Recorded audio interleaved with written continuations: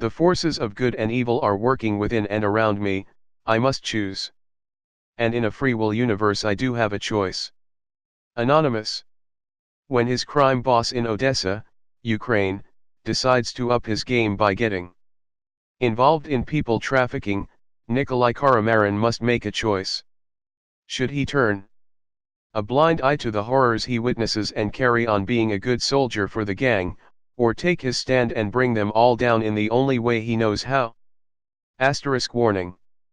This book contains scenes of a sexual nature, graphic violence, strong language and drug abuse. It is not intended for the easily offended or persons under 18 years. You have been warned, so if you read on, don't blame me. The names, characters, places, and events in this book are products of the writer's imagination or have been used fictitiously and are not to be construed as real. Any similarities to real persons, living or dead, actual events, locales or organizations is purely coincidental and not intended by the author. 200 Steps Down. Chapter 1.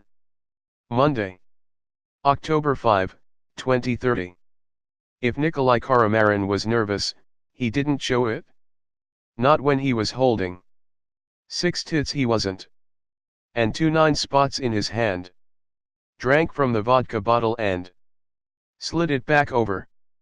Opposite him, Nedeljko Vidanov took a longer pull. Vidanov glanced at his bodyguard standing just behind the players. The guard was leaning against the office wall with his hands in his pockets, next to a hastily wiped whiteboard. Caramarin took a longer look at the woman in the corner. She was worth another look. Tied to a chair with a piece of duct tape gagging her is not the best look for any woman. As an image, it will never make the front cover of Vogue magazine. But you could see that she was beautiful. Your boss is branching out, then, Vidanov said. Money always interested the accountant. He liked being around it, and if he could cut himself into a slice of any deal then he wanted his piece. There was a disreputable air about the man. Only young, late 20s, but already balding. Pale blue eyes behind gold-framed designer glasses. His silk tie was loosened and rode halfway down his chest. He'd chosen his shortcut to wealth by advising on tax evasion and money laundering for the underworld. Yeah, grunted Caramarin. Here he got stiffed by the Georgian. Lost a lot of money. Abkhazian, actually, comrade. But he's dealing with the matter, Caramarin said. Bit of a step up from money lending and protection to people trafficking. Vidanov took another pull from the bottle and slid it back again. The man's eyes glassy now. Caramarin took another slug, saw Vidanov trying to stare him down and took a deeper drink. The vodka burned its way down his throat. Only a cheap brand poured into an expensive bottle. Fooled no one. He has contacts from the time of the Bosnian War. He knows what he's doing. Word of advice, said Vidanov. And I don't give many of those for free. It's not as easy as it once was. The EU has toughened their border controls recently. He knows what he's doing. And it's me taking the risks while he gets the money. As always. Caramarin looked over at the woman. She's a bit knocked about, isn't she? Tried to get away. But she'll clean up fine. Vidanov paused and drank again. She's pure, too. You mean? Yeah. She's Virgo intacta. Unusual, these days I know. That's why she costs more. Caramarin raised his eyebrows. Unless she's had that up, I've heard they can do. He glanced at his cards again, then dropped another 100 hryvnias onto the pile of currency on the desk. Euros, rubles, Ukrainian hryvnias, and Turkish lira all lay mixed up together. I've a long way to go tonight, Caramarin said, stretching his back. I'll see you now. He turned over his 3 queens and laid them out in front of him. Vidanov turned over 3 jacks and shrugged. Disappointment in his eyes. The man hated to see money leave his office. Unless it was heading into an offshore account. Caramarin swept up the cash and casually stuffed the notes into his combat jacket. Then he picked up a padded envelope from the floor next to him and tossed it onto the desk on top of the cards. It's all there. A kilo of Afghan brown. Surprised he could get it together so quickly, Vidanov said. Heard the Georgian, sorry, Abkhazian, really hurt him. Marescu's doing all right. He knows what he's doing. Looking to expand. Again now. Vidanov looked unimpressed.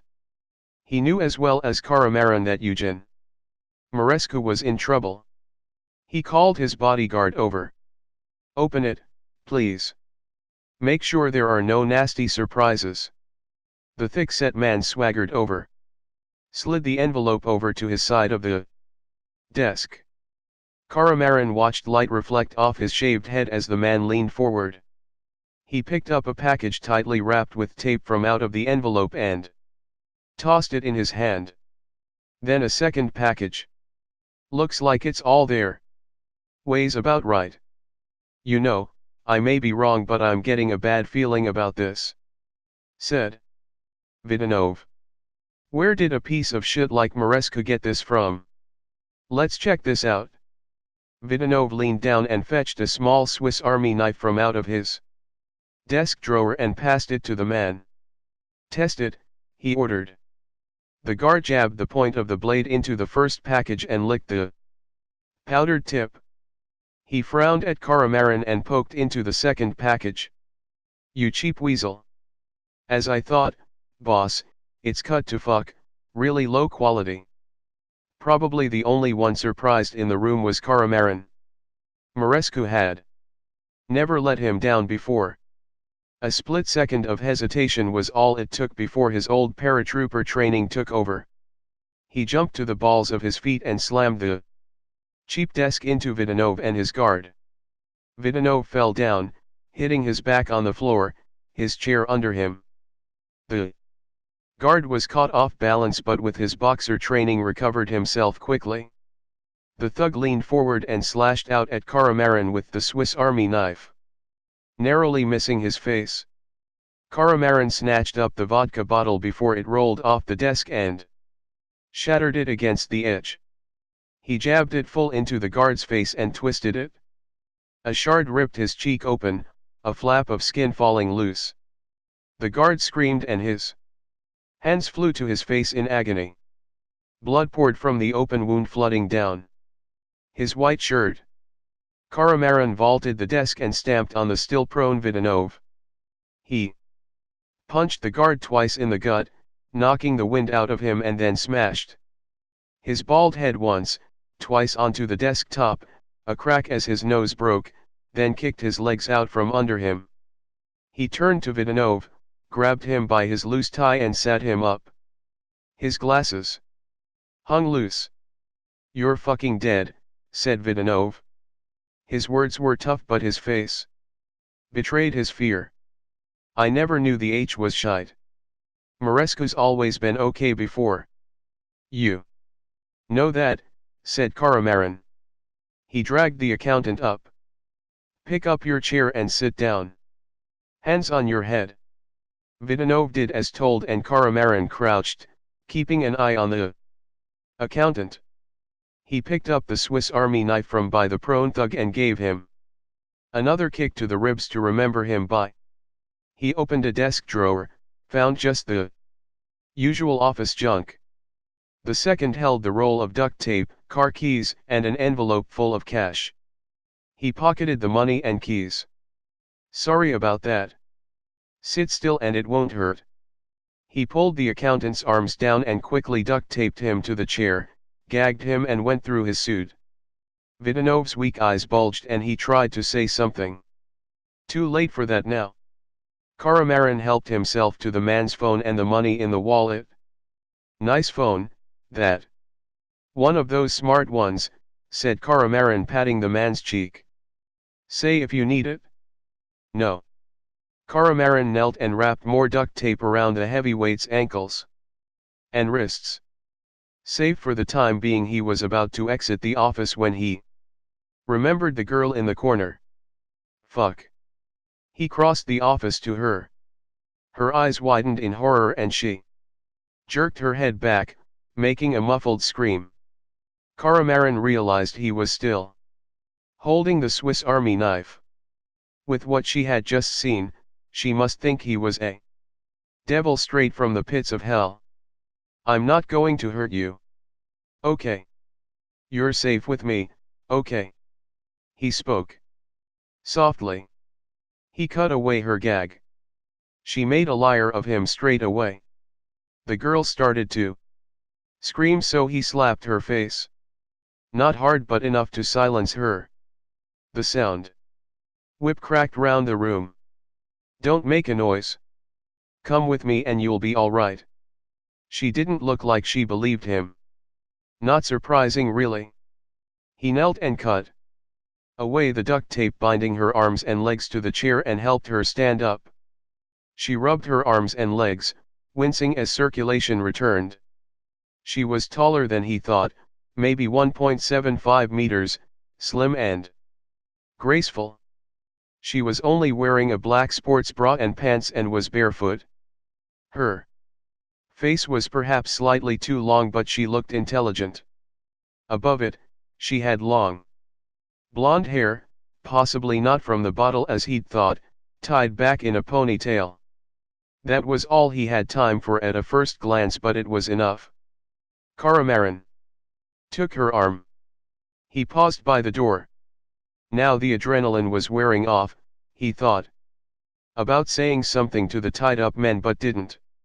He just switched off the light. Then locked the door behind him.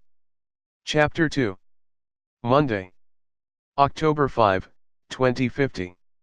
Vidanov's office was part of a Soviet-era rundown complex just off Primorska Street near the docks. Just outside, directly under a street light, was a black Mercedes S320. It gleamed darkly in the sodium glow.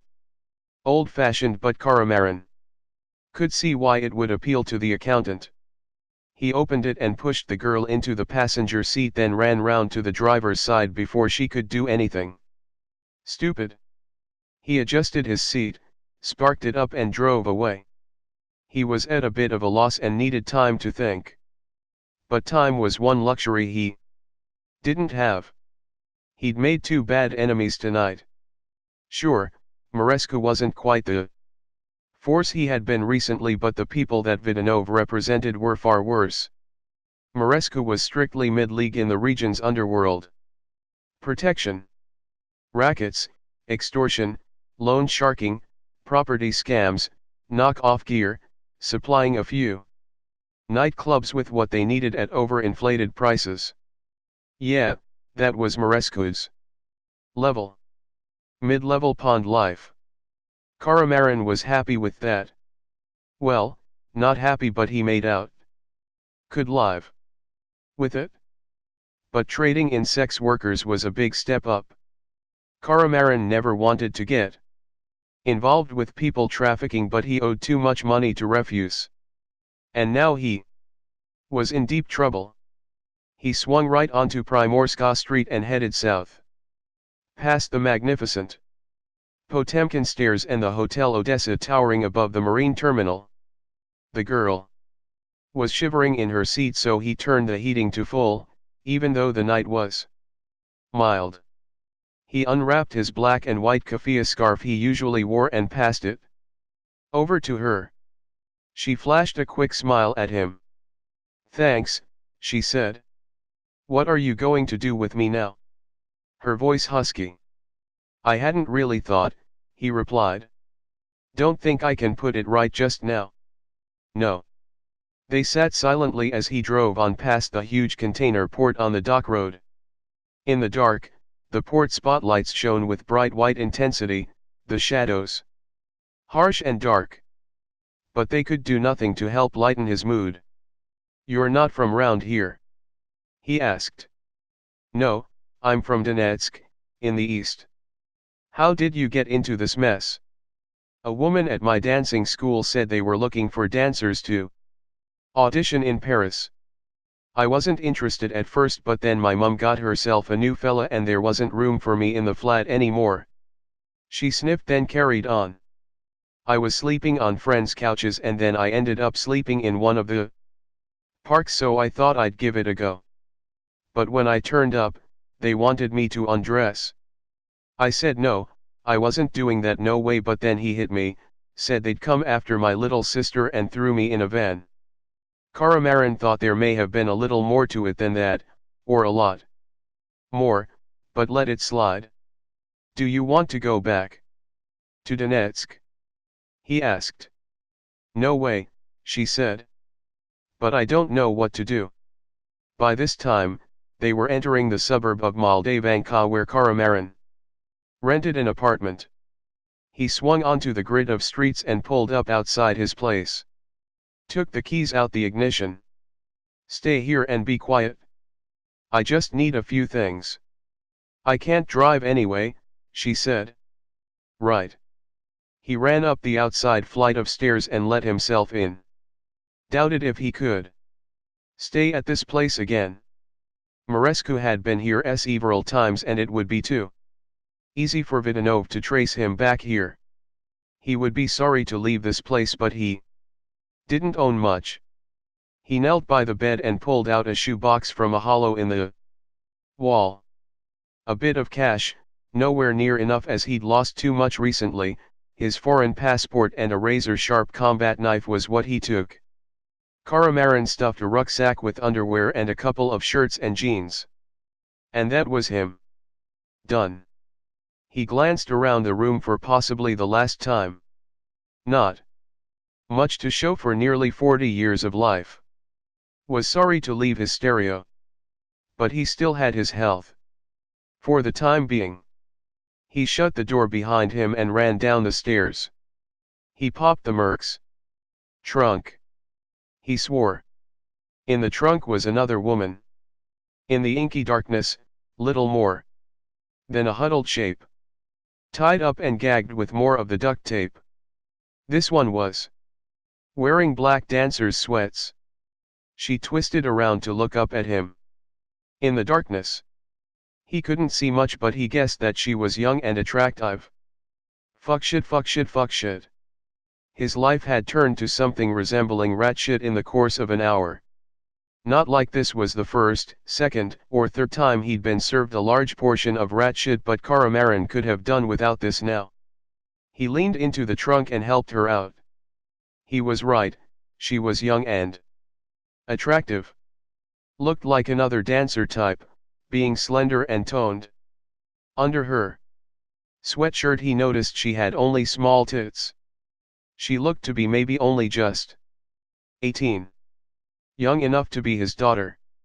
The girl's ankles were taped together so she couldn't walk.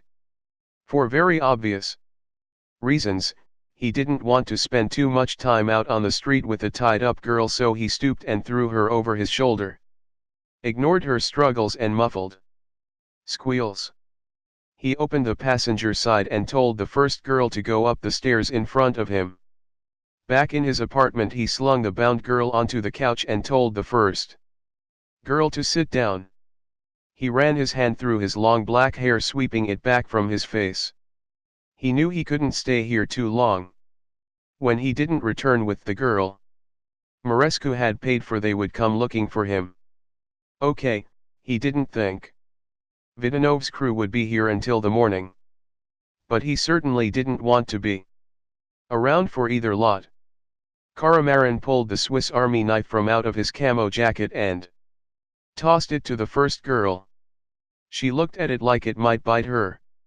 As he didn't want to face the terror on the tied-up girl's face, he asked her to free the other girl. Not wanting to leave them alone for too long, Caramarin went into the kitchen and put the kettle on. Then he found a couple of his old sweatshirts and jeans for the girls. By the time they were dressed, the tea was ready. His two large sea loaves made. them look even younger and more vulnerable than they had before. The first girl spoke up. I'm Ekaterina and she's Yulia. She's from near Donetsk, too. Look, what's going on? Why are you helping us? They looked up at him from the couch. He leaned against the kitchenette doorpost. Don't know that I should. But this is all too much for me. I mean, I've done some bad things in my time, but this is too much. I take it you don't want to go back to Donetsk. They shook their heads, one blonde the second darker. You can't stay here, in Odessa, I mean. What else?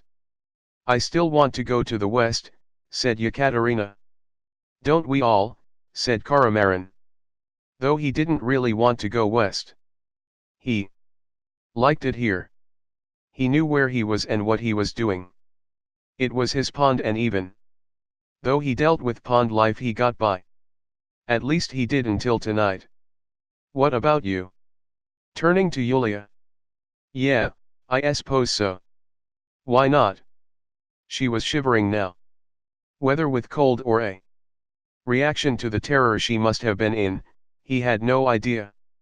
Would take the girl a while to recover from being locked in a boot for who knows how long. Got passports? Only my internal one. Not one for abroad. No, they took it off of me. Yekaterina shivered and looked like she was about to burst into tears. Yulia just shook her head. You think they're back at the office? Probably. I mean, of course I had it on me when they took me at Donetsk, but what happened to it, I dunno now. Well, they're no use for going abroad anyway. Maybe I can get you fixed up. But it won't be cheap. Yekaterina suddenly looked horrified again. No, I didn't mean it like that. Caramarin said. Embarrassed himself now. Look, we can't stay here much longer. Someone's going to come looking for us and we don't want to be here when they do. I know a place where you can stay the night, if you want. They stood up when Yulia announced she needed to go. I know, we're going now, said Caramarin. No, I mean I have to go now. She dashed to his bathroom and closed the door behind her. Yekaterina looked at him. The cheap stud partition wall let you hear just about every sound in the bathroom. It's hard to make conversation when you can hear someone dumping their load only a few feet away. Caramarin found the view from his window over the back of the opposite apartments to be way more interesting than normal. The two girls still seemed dazed and followed Caramarin down to the Merc. He drove them a few blocks away where he knew one of his ex's mothers took in guests.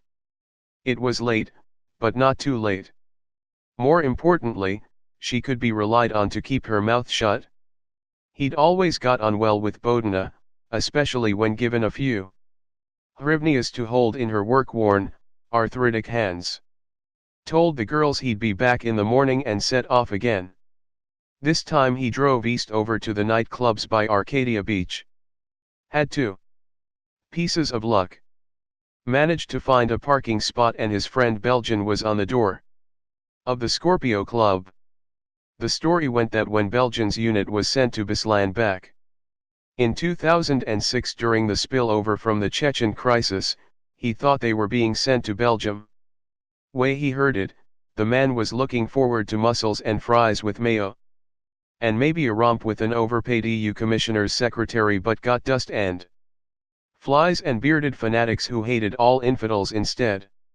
No, not the sharpest knife in the drawer, but the man knew his way around the Odessa underworld.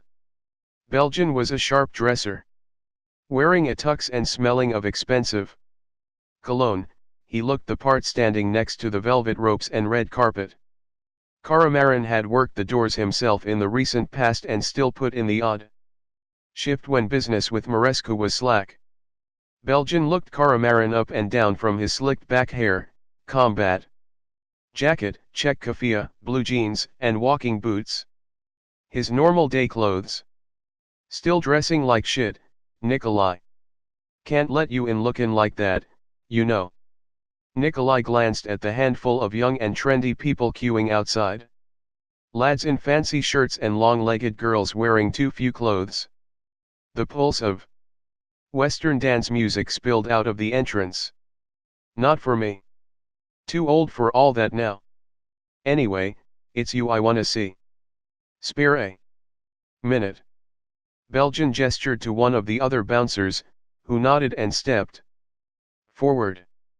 Belgian walked back with Caramarin to the Mercedes. The bouncer raised his eyebrows, stripes etched into the right. What you doing with Vidanov's ride? Long story, comrade. I'll tell you another time. What do you hear about Marescu? He wants me out the way, or has he really fucked up this time? Caramarin briefly filled in Belgian about what had gone down tonight. He could trust Belgian as much as he could trust anyone, which was very little. Out of Marescu's league, said Belgian. He's never done much in the way of drugs before. You know that? Certainly not a kilo of brown. Whoever sold it to him must have known he's been losing ground and wanted to give him a little push. But I've not heard that he's got a beef with you, so I reckon he didn't K now. Fucking amateur. Thanks, comrade. Your big problem is the people Vidanov's fronting. They'll think you've shafted them with the baking powder and you've got their chicks for free. You're going to have to sort that out fucking fast, or you're gonna wind up at the bottom of the Black Sea. Look, if you need a hand, let me know. It'll cost, but, you know. The queue was building up and Belgian stepped out the Merc. I'll give you a bell or come down the gym. Keep in touch, big guy, he called back. A joke, as Belgian was a few inches taller and at 12 to 15 kilos heavier than Caramarin. And all of it muscle. I will. Caramarin fired up the Merc and pulled away. Yes, Belgian knew a lot, but he didn't know everything. Caramarin could think of one very good reason why Marescu might have a beef with him. But only if he'd found out. Chapter 3. Saturday, June 27, 14:00. It all went back to earlier that summer. Marescu was hosting a hunting weekend at his country villa outside of Yuzhny, further up the Black Sea coast. He'd bought it fire-damaged off some business man who desperately needed money. So the man had torched it for the insurance. It had cost a lot to do up and he wanted to flaunt it. Marescu had done very well out of a property deal with some gullible British men from Manchester who'd believed too much in what was on show on the website. To them, the price of Ukrainian land and the possibilities for development had been too good to be true. Trouble for them, it was too good to be true. Now they'd been well and truly burned. The trouble was, Caramarin felt out of place as soon as his beat-up Opel Combo was let in through the electric gates. Most of the men were wearing designer leisure clothes, golfing clothes, and expensive knits. The women were like birds of paradise in expensive-looking dresses and immaculately made up. Because of the sweaty heat, he was wearing just a white shirt and jeans. He drove round the back and parked next to the rust buckets driven by the hired help. Didn't matter what Marescu wore, he still looked like what he was, a crook. The gang boss looked like the late President Nixon's uglier brother. That's if President Nixon had ever had a brother with a lifetime of sin and hard living etched on his face. In his mid-50s and looked older. He had a heavy, jowly face with a permanent shadow and home-dyed black hair. The hood was holding out a cold Zibbert light beer. With the condensation doing the outside. Caramarin took it. It slipped down easy on the hot day. Marescu led him over to the buffet. Salmon, sturgeon, even caviar. The best Scandinavian import vodka and not the bathtub Horolka moonshine Caramarin was used to. He'd even brought over a chef from one of the top French restaurants he protected. but there was also the Ukrainian food that Caramarin preferred. Mărescu had invited many of his business associates. A gathering that the Ministry of Internal Affairs should be interested in. Except Caramarin saw the Odessa colonel of militia talking to a head Caramarin knew had personally rubbed out several men. Not his problem. He broke bread with Mărescu and drank another couple of Zibert lights. These gatherings didn't do much for him. He drifted over to the buffet. Mărescu's wife, Natalia, was talking to the wife of Mărescu's property developer partner. She was definitely a trophy wife, wasn't too sure whether she was Mărescu's second or third. Caramarin also knew that Mărescu usually brought hostesses from the casinos to his parties. Didn't know for sure if any were here, though he guessed that some of the girls had been brought in to provide comfort to his important associates. Mărescu strolled up. "Nicolae, I'm just going out for an hour or so. Big boys. Toys to play with." Caramarin knew by this that Mărescu wanted to go out in the forest to let off a few mags of his new Kalashnikov AK-47 assault rifle. The peasant probably thought it would impress his property associates. And the gun almost certainly would. "Stay here and keep an eye on the girls, won't you?" Caramarin was a bit annoyed to have to hang about the party. Wouldn't have minded loosing off a few bursts with the Kalash. Would have reminded him of the good old days. He nodded and took another pull of his beer to show he was man about it. Mărescu's Mercedes drove away followed by a couple of other limos and 4x4s in convoy. Couldn't have looked more like gangsters if they'd tried. He shook his head and walked over to the buffet tables. However, there were good sides to staying behind. Natalia was worth any man looking at twice. Or as much as you can get away with without being caught. Perving. Beauty may be only skin deep, but what do you want, a great looking spleen. She was in her early 30s, a full-figured, dark-haired beauty. She was wearing a white Dior dress, off the shoulder that clung to her body, also showed off her deep tan to great effect. Her hair was down to way past temptation and a mouth just made for kissing, and other pleasures as well. He'd been told a woman's reputation is a brittle thing. Once broken, it can never be whole again. One thing Caramarin knew about her, she'd made some porno tapes back in the day. He'd even watched a few. If Mărescu didn't care, neither did he. Maybe that's where Mărescu had found her. She saw Caramarin standing there, the Zibert almost finished. She blew a smoke ring kiss to him and brought him a fresh bottle. They clinked bottle to vodka glass and kissed on the cheek. "Don't just stand there," she swayed slightly on her feet sort of, but not quite in time to the music. How much has she had? She dragged him over to a wooden dance floor. They danced, she with experience in the clubs behind her, he self-consciously. A few other couples were dancing. He noticed Vidanov the accountant talking to some business types over by the pool. A cloud of smoke over them, drifting up in the summer's heat. The man's bald head now reddening in the sun. The golden sun burning down to orange. The long hot day turning to evening.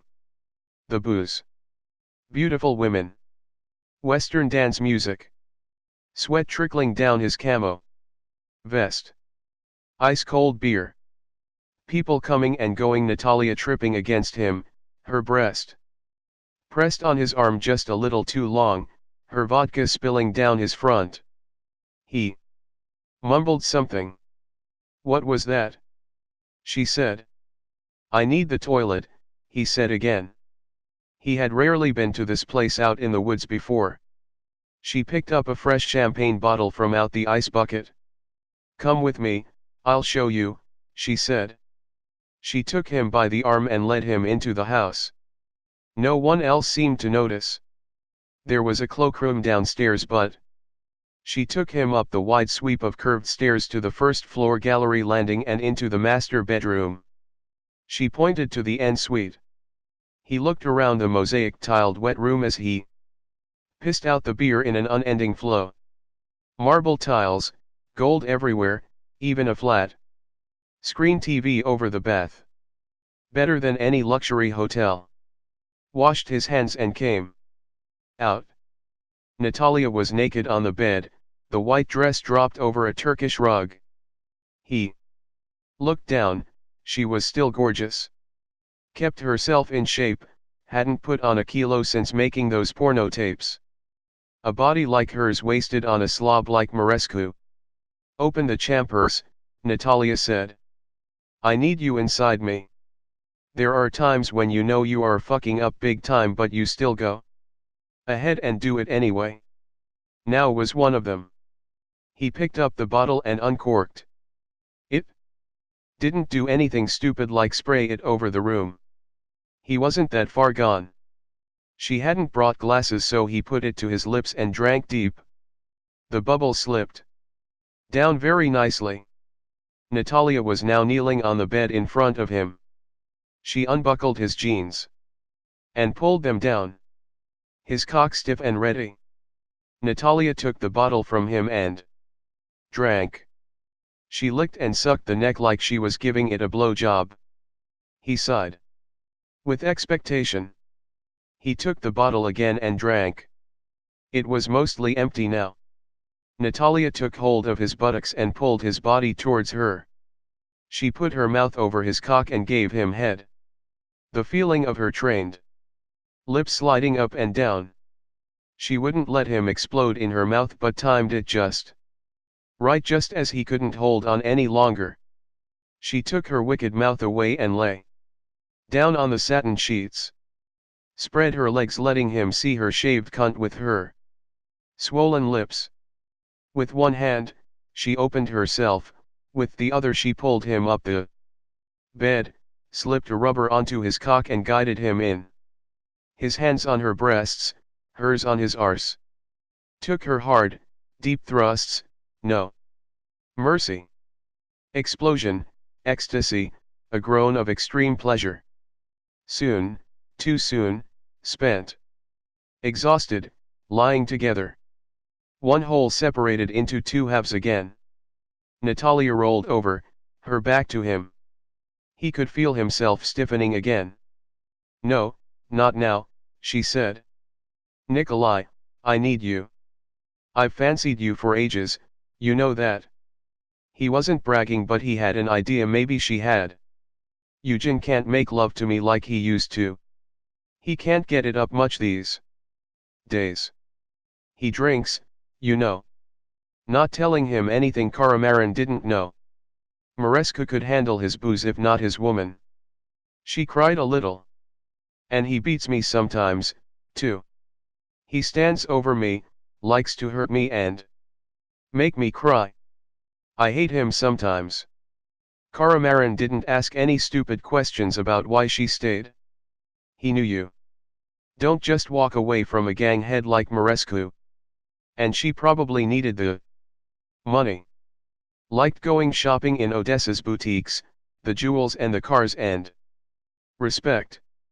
And what's an ex-porno chick going to do anyway? He put his arms around her and held her tight. He could feel himself nodding off.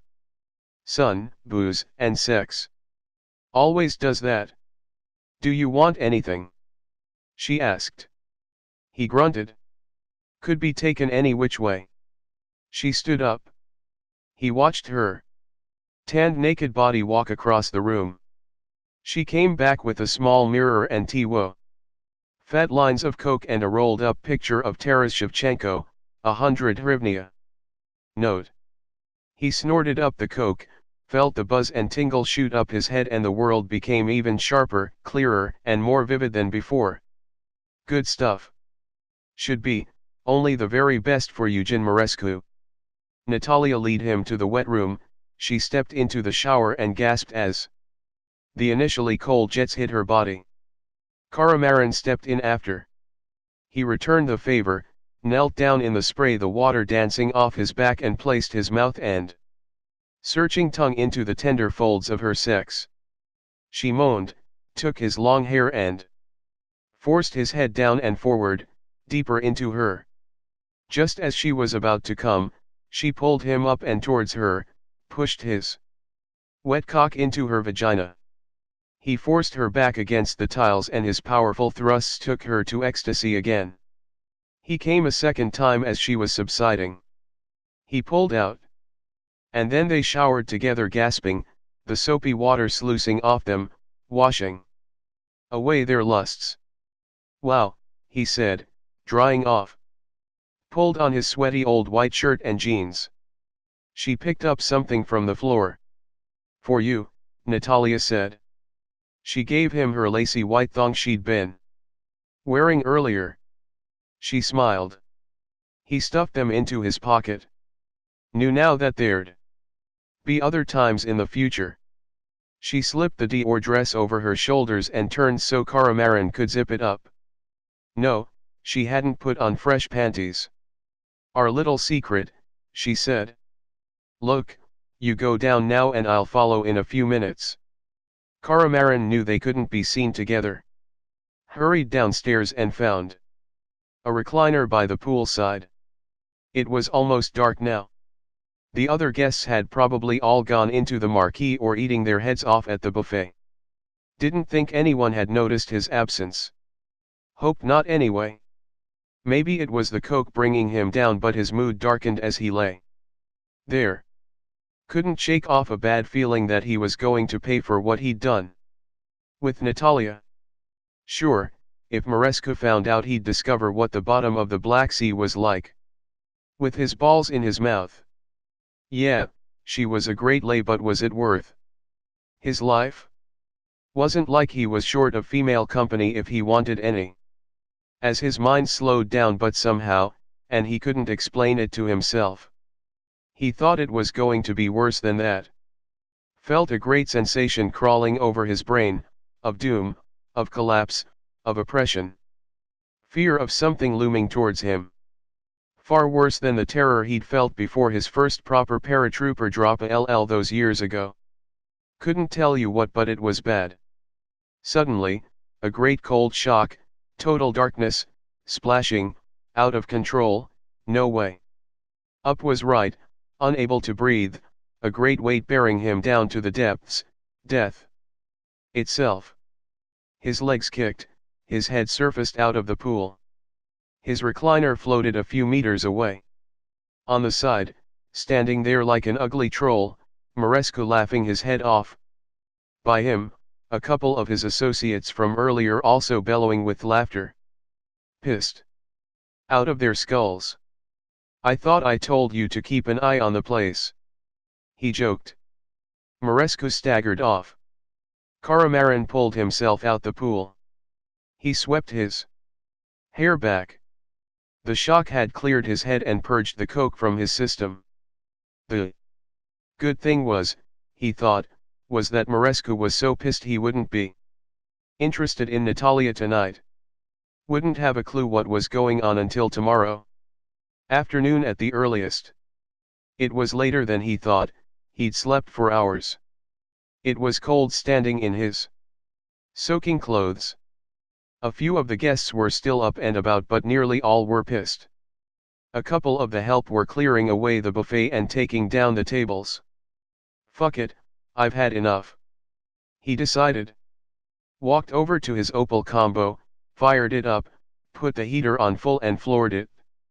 His mood had lifted slightly by the time he returned to Moldavanka.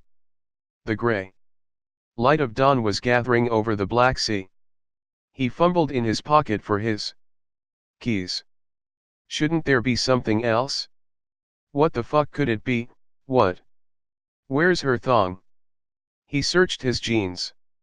No way. Guessed her panties would still be floating in the pool. Nothing to tell Maresca that they were Natalia's. Anyway. Probably, the help had scooped them out when they cleaned the pool and they were now in the trash. and Marescu was so pissed he wouldn't have noticed a whale in the pool, let alone a pair of lacy white skimpies. Halfway up the stairs, he remembered the empty champagne bottle in the bedroom. When Marescu showed up at his office at the realtor's on Monday, he didn't say anything. And neither did Caramarin. Least said, soonest mended on both sides. Chapter 4. Friday, July 3rd. 2200 hours. Suited and booted. A wedge of Marescu's money in his pocket, a few lines of Colombian nose candy for later. Caramarin walked into the Centurion Casino. Said hello to the doorman on duty. He always felt a wave of anticipation as he entered. He only had to lose a bit, cash in his remaining chips and collect a check from the office to pass on to Marescu. Clean, washed money. But if he won, he could keep any winnings. Couldn't lose. In the foyer he looked up at the gilt Roman statues. A nude, well-muscled man with a cock like a horse locked in a clinch with a woman with watermelons for breasts. God knows where they'd got it from. Probably from some deposed dictator's or oligarch's palace. The statue was in some sort of pillared temple structure. A pool with little fountains and living jewel koi carp surrounded the temple. Gamblers tossed coins or chips into the pool for luck. Caramarin wasn't any more superstitious than the next man. So he chucked in some kopecks anyway. Twinkling lights like stars festooned the ceiling. Beyond the lobby, came the electronic jangling of the slots, and behind the one-armed bandits were the games he liked to play. He lost a little on the slots. Walked through to the roulette wheel and felt lucky. He usually played on the outside bets, red or black, odds or evens, high or low. Felt like better odds, especially if you weren't a greedy bastard. Placed some chips on odds. The ball spun round the wheel in a blur. Clicked and clacked, then came to rest. On evens. Can't win 'em all. So he slid more onto evens. This time the ball then stopped on odds. He laughed. Third time lucky. This time, placed a neat stack of chips on odds. Thought stacking them neatly would bring him better luck. If he placed them better, maybe fortune would take more notice. You never know. Watched the croupier, as she called.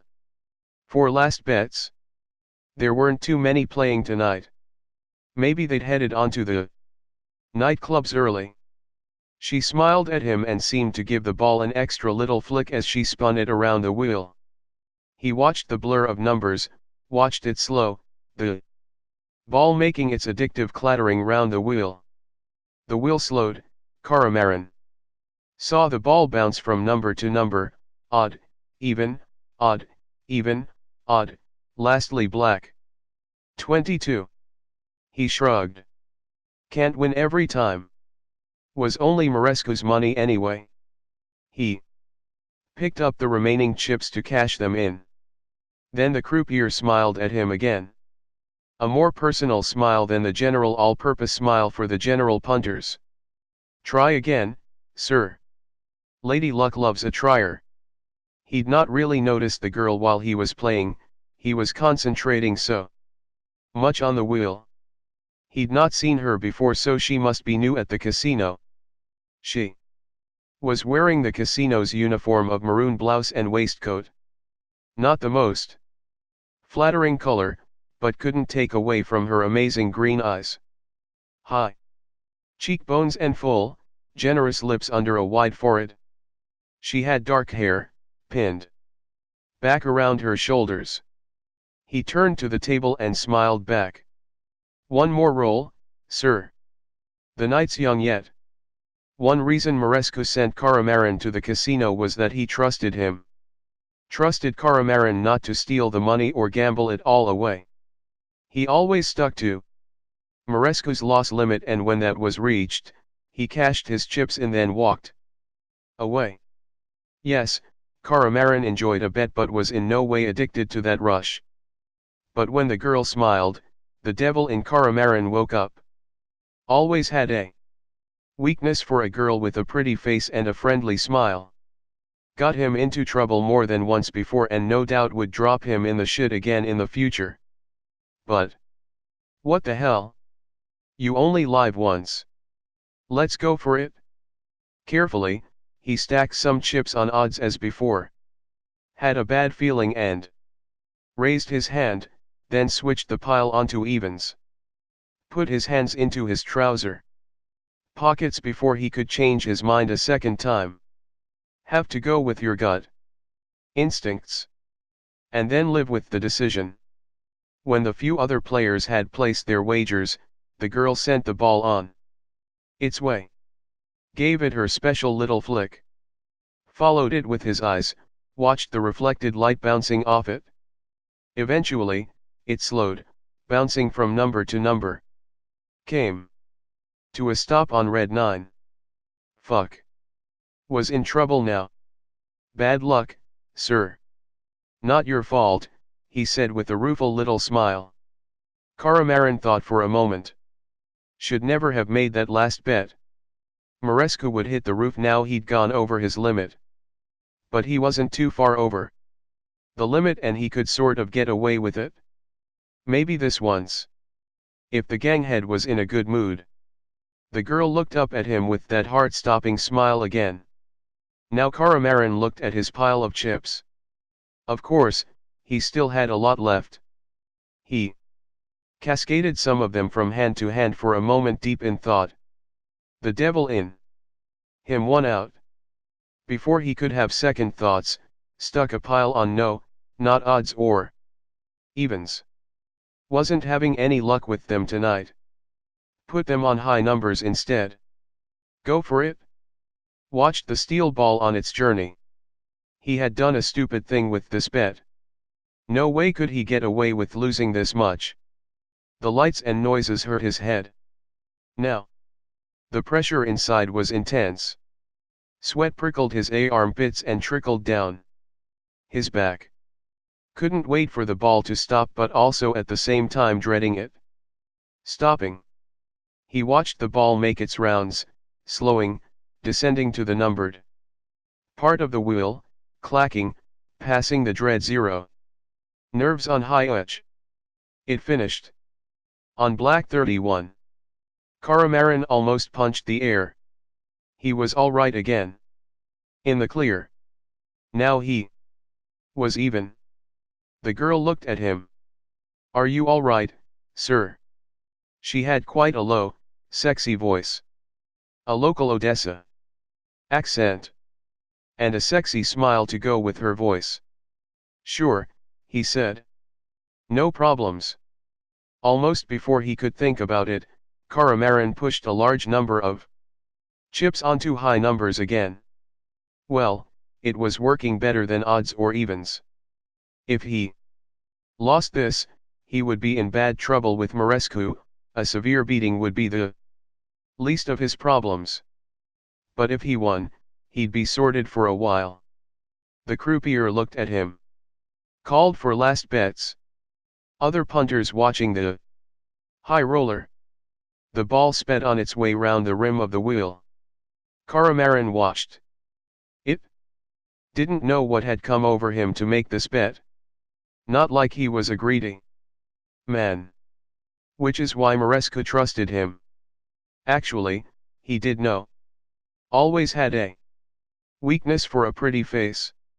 The ball dropped down to the numbers, started to make its unhurried way to its final resting place, slowing, clicking. Couldn't believe it. Black 20. He'd won. Elation and relief flooded through him. Yes. This is what living is about. Taking risks, living on the edge. And winning. The croupier pushed a large stack of multicolored chips over to him. Caramarin gave her 2 green chips as thanks. She looked up and smiled. If my luck's still in, you'll be free for a drink later on. He asked quietly. The girl faced him. Don't you work on the doors here sometimes? Sometimes. Not been a while, though. Name's Caramarin. All right, then. I finish at 12. I'll see you by the staff entrance. His luck was in a second time, then. Grinning to himself, Caramarin decided to put temptation out of reach before he did something stupid. Something that would earn him that beating. He nodded to the girl, then carried his chips over to the cash office and picked up a check for Marescu. Even after that, still had a decent amount left for himself. Tucking the check and his cash into a pocket, he wandered over to the restaurant, then went to have a word with the doorman. Thought he might have a few more bets on the slots, see if his lucky streak was holding out, but stepped outside into the night air. A sea breeze from the Black Sea cooled his urge to gamble on. However, his luck was still with him. On the doors were a couple of men he got on with. Tailpipe and VCR stood talking. VCR was a man who looked like time stopped in 1989. He wore his hair in a mullet and teamed it with a straggly blonde mustache. His tux jacket sleeves were rolled up to the elbows, showing gym-toned muscles.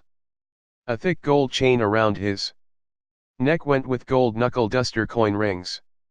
"Who's the new girl on the roulette wheel?"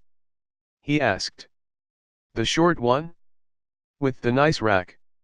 asked VCR. "Yeah. Dark hair. Bright green eyes." "Who's looking at the eyes when she's got those great tits?" said Tailpipe. "You've got a one-track mind, comrade. Make with the name. Valeria something or other. Why the interest?" "I'm meeting her later." "You lucky bastard. I been tryin' all week and got nowhere." "Beginning to think she's a lesbo or something," said Tailpipe. "Just haven't got my animal magnetism, comrade." Caramarin grinned. "Yeah. It's a shame, as I told her my girlfriend died recently." Caramarin was taken aback. He'd been out with Tailpipe and Tamila several times. He'd heard nothing. He gripped his friend's arm. "I'm sorry, comrade. What happened?" Tailpipe looked sad. "Well, she was on her deathbed at home. She looked up at me and said she had a confession she needed to make before she passed on. She wanted to get it off her chest." "Go ahead, love," I said. "Well," she said, "I been very bad. I made love to your dad, your brothers. The best man at our wedding. Even the entire reserve team of the Chernomorets Odessa football club."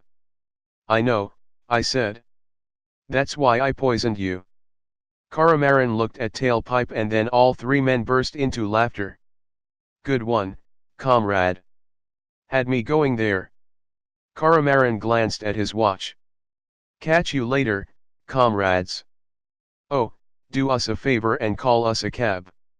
"You're a cab," said Tailpipe. He shook hands, then walked over to the staff entrance and waited. Valeria came out only a few minutes after 12. Tailpipe was right. She was quite short, maybe 1 meter 58. But she was wearing heels and had piled her dark hair onto her head to give her some extra centimeters. She'd wrapped a light jacket over her uniform. "You should have carried on," she said. "Maybe you could have broken the bank." "No, I think I've done better than that tonight." Chapter 5. Saturday, July 4th. 2:30. "That's nice," I said. I linked arms with Caramarins and we walked round to the casino front. One of the bouncers, VCR, held open the cab door for us and gave us an elaborate bow. "Your carriage awaits," he said to us. "Where do you want to go?" asked Caramarin. "My mum's looking after my boy, so I can't stay out too late." "Somewhere quiet," I said. "See, I was thinking of you. Not like the old days, Mum. I'm a good girl now, you know. Caramarin said he knew a good bar, so he directed our driver to the other end of town.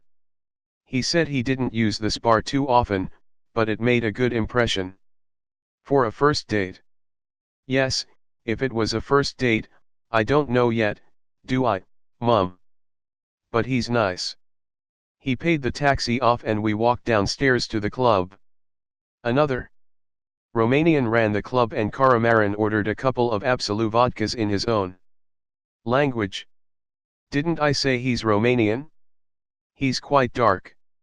Dark and handsome with the most amazing deep brown eyes you've ever seen. And thick, black hair. He's good looking. Not one of these pretty boys but a real man. A jazz combo was playing in a corner and a number of couples, mostly middle-aged and well-dressed, were swaying to the music. Nice place. Classy. You'd have liked it, Mum. The jazz club had nice black and white and red decor. Jazz and blues posters from the 1950s covered the walls. I could just make them out in the dim light. Quiet enough for you? He asked me. Perfect, I said to him. I'm more careful than I used to be, Mum. You know that? I asked the girls about him at the casino before going out. They said he's okay. Knows how to treat a woman. I think one or two would like him to be around more often. Yes, that's good to know, Mum. No, he's not at the casino all that much. He wouldn't say what he does when he's not working there. It was only a sort of first date. But he's not like some of the bouncers there. Bad men. We only had a couple of vodkas and listened to the music. Would've preferred something a bit livelier, but I enjoyed myself. Yes, I told him I only started at Centurion Casino a few weeks ago. Which is why Caramarin hadn't seen me before. Yes, I told him about Vladimir. Yes, I mentioned that before working at Centurion, I'd worked as a dancer, but I got out of that world. He didn't seem to mind. What's in the past stays in the past. That's what he said. Quit pestering me, Mum, he seems like a good man and I'll see him again. He even called me a cab at the end. No, Mum, he didn't try it on. A real gentleman. No, I won't let him break my heart. So, Mum, thanks for staying up with little Vlad. I appreciate it. You look worn out, now. Let me make up my bed on the couch whilst you go to bed. Thanks again for staying up, Mum. I'll see you in the morning before you go to work. Give us a kiss. Good night. Chapter 6. Friday, July 10th. 1930. There are good things in life as well as bad. One of the good was meeting Valeria at the casino. Another was when she agreed to go out with him after her shift. That date had gone well. At least, she'd agreed to see him again. It had been hard to wait almost a week before seeing Valeria again. Caramarin felt nervous. Almost like a teenager again as his taxi picked Valeria up from her apartment, then headed into town. Valeria was wearing a white blouse with a couple of buttons left undone, revealing a gold cross resting between her full breasts and tight dark trousers. Her black hair was down around her shoulders this time. She was teetering in glittery killer heels, but she still had to draw herself up to her full height to kiss Caramarin. Standing in the entrance to her apartment block, waving her off, was an older, plumper woman with dyed red hair and a small boy in red shorts. Caramarin watched as the woman took the boy's hand and led him back inside. Just for a moment, he felt a wistful pang for their family life. My son, she said defiantly.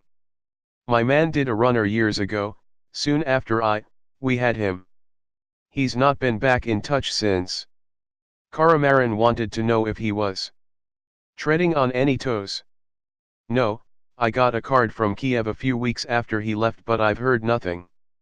After that. He was a fool, smiled Caramarin. No, just immature. We were both young and it just happened. But I'm glad. Because I love Vladimir. Only good thing that fella ever did for me. He looks a good lad, said Caramarin. You can go a long way by flattering a woman about her children. Valeria smiled up at him from the back seat. Caramarin had booked a smart restaurant on Primorsky Boulevard. It was close to the opera house and he could see the magnificent over-decorated building from his seat. They sat out at a table in the evening sun. The crisp white tablecloth was covered with a variety of cutlery and sparkling crystal glasses. He ordered a bottle of the sparkling local champagne whilst they waited for the food. Valeria slipped off her heels and he saw she'd gone to the trouble of a pedicure as well. For a girl who spent a lot of time standing at the roulette wheel, she had pretty little feet with delicate toes. I hope you're hungry, he said. Starving. He ordered blinis to start. Little pancakes stuffed with pork and olives, a speciality of the restaurant. He was hungry so the flavor filled his mouth. Looking around, he saw some of the passers-by glancing enviously at them. Then, a pan-fried sea bass with vine-ripened tomatoes and mushrooms and new potatoes. If anything, even better than the blinis. He was glad to see that Valeria was enjoying her meal. A crisp, light gold Chardonnay from the Crimea made the perfect combination. He poured her another glass. Like most Ukrainians, he found Valeria had a sweet tooth. She ordered a fruit tart with cream, but Caramarin only took a couple of mouthfuls, intended to push his around his plate, but it was too tasty for that. He could work it off at the gym tomorrow. Looking at her, he wondered where she put it all. On her boobs, probably. They sat back and relaxed as the waiters cleared their table. He ordered a couple of Finlandia vodkas. The best vodka in the world, he told her. It's made with glacier water. I know, Valeria said. They sat and watched the people walk along Primorsky Boulevard past their table. Although the restaurant was busy, none of the waiters even tried to move them on. Caramarin was too well known round here for that. The sun had gone down and the evening sky turned from blue to indigo. A sea breeze blew up from the port below. Valeria shivered. Shall we move on? Caramarin asked. She nodded. Caramarin placed some notes under a glass, leaving a decent tip. And they joined the crowds walking along the boulevard. He draped his jacket over her shoulders and she snuggled into it. Snuggled up to Caramarin, too, when he put his arm around her and drew her closer. Spotlights illuminated some of the pastel-colored buildings, the Baroque statues and ornate detailing creating dark recesses and shadows. A feast for the eyes. Halfway along Primorsky Boulevard, they arrived at the Potemkin stairs, leading down to the harbor. Shall we? Asked Caramarin. Let's. I'm just too full to eat or drink anything else at the moment, said Valeria. They stood at the top of the famous steps. Many other people were walking up and down them, enjoying the cooling sea breeze. Behind them, the large toga-clad statue of the Duc de Richelieu, the founder of Odessa, stood with his arm out. He always looks like he's bumming for spare change, said Caramarin, which made Valeria smile. And you'd think he'd have got dressed when they made the statue. He looks like he just got out the bath. Looking down the wide steps, they saw the marine terminal and the huge blue and white tower of the Odessa Hotel almost straight ahead, its enemy in red neon, like a column of light in the night sky. Trams and trolleybuses were still running. Along Primorskaya Street at the foot of the steps. On either side of the Odessa Hotel, the docks stretched along the curve of the shore as far as the eye could see. A few ships and ferries were out on the Black Sea. Beyond, seeming to float in the vast darkness. A noise distracted them. Heading up the slope, on the right side, clanking on its ratchets, was a little cable rail car bringing the last passengers up the steep slope from Primorskaya Street to Primorsky Boulevard. On the other side of the steps was a park with plenty of bushes and trees. A nice place to sit on a sunny day. "Shall we?" said Valeriya. "Go on, then." Giggling like children, they jumped onto the cable car, paid the few kopecks fare and took the journey down. "Have you been to the hotel?" asked Caramarin. "Not on my wages," giggled Valeriya. "Don't get to come here much myself," Caramarin said. Partly that was because its owners were too powerful to pay insurance to Marescu or the other medium sharks of the underworld. Probably a lethal great white shark like Major Balashov had it in his pocket. They dodged the trams and trolley buses, crossed over Primorskaya Street to the hotel. The concierge opened the door and bowed.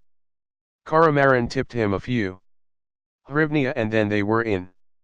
Took the lift up to the restaurant at the top of the tower. Caramarin nipped to the toilets and sniffed a little Colombian jazz powder, just to heighten the experience. Not that he was nervous or anything. Straightened his tie, rubbed his nose, made sure there was no telltale residue and back out. In the bar, they talked and enjoyed a couple of Absolut vodkas looking at the breathtakingly panoramic view from the windows. The night lights of Odessa spread out below them. The windows facing the Black Sea were dark but those overlooking the city were a riot of color like jewels on a sheet. He watched the tail lights thread along the dock road of Primorskaya Street. "Fucking marvelous." Valeriya told him a little about herself. She used to be a dancer in the nightclubs. "Which ones?" Caramarin asked, thinking he might have seen her. "Club Dolphin, over by Dolphin Beach," she replied. Not one that Caramarin used to go to. Didn't know if he was pleased not to have seen her dance. "What sort of dancing did you do?" Valeriya looked down at her feet and stroked her ear. "I did some cage dancing and some pole dancing. But I never did any private dances." "No way," she quickly added. Caramarin wondered about that. But he'd also done things he wasn't proud of, too. Then, she hooked up with her useless fella, got pregnant with Vladimir, so she'd given up dancing. "He was a big baby so my stomach never really recovered," she said sadly. Caramarin glanced down, it looked all right to him but the trouble was, there was no shortage of eager ever younger women for the nightclub owners to choose from. And sleep with if the fancy took them. Then my useless fella left me. Said I wasn't the same anymore. Well, I couldn't be, could I? Got a baby. But it was his problem. He couldn't take the responsibility of looking after a baby. Didn't help that we were all still living in Mum's apartment and we had no space to ourselves." She blushed a little, her face even more lovely. "And little Vlad cried during the night. Then I took a couple of years out. Worked as a cleaner for a while in some offices. My mum really helped me through that time. Then, a few months ago a friend had a word and I was taken on by the casino as a croupier. I really love my job. Well, your smile helped me win the other night." Like most men, Caramarin didn't like talking about himself. And in his case, it was only the very edited highlights he could tell her. There was just too much he couldn't tell anyone. Too much dark water under too many low bridges. If she was interested, she'd find more out from the other doormen. Actually, being a woman, she probably already had. They finished their vodkas. Set the glasses down on little paper napkins on the little table. He nipped to the gents and took another short line, just to keep the good feeling going. He caught his reflection and laughed. "Shall we go?" asked Caramarin. They walked out of the Hotel Odessa into the cool night air. He glanced at his watch. It was later than he thought and the little cable car had finished for the night. He felt good, felt wired in fact. They stood at the foot of the Potemkin stairs. "It's amazing," said Caramarin. The coke was buzzing through his system, tingling his nerves, loosening his tongue. "You know that when you stand at the bottom of the steps like we are and look up you can't see the treads of the steps, only the risers, and when you stand up at the top you can only see the landings and not the risers. It's a really great optical illusion." Valeria glanced at him. "I know, I've lived here all my life," she said. "Let's go," said Caramarin. "What? Up there? There's 200 steps. They look longer than they are." "Another illusion. Come on, I'll buy you a last drink at the top." Valeria sighed. "What are you on?" "Nothing. Honest." They linked arms and walked up. Soon, Valeria slipped off her killer heels. She was so much shorter without them. At this time of night there were far people using the stairs. Caramarin threw a few kopecks to a down and out, who grunted his thanks. Paused halfway up to admire the viewpoints. Valeria yawned. Back on Primorsky Boulevard, at the top of the stairs, Caramarin was as good as his word. They had a last absolute before he called a cab. They shared a few kisses in the taxi. He tasted the alcohol and exhaustion on her breath. Didn't expect to be invited into her apartment, so wasn't too disappointed. But there would be another time. Chapter 7. Sunday, July 12th.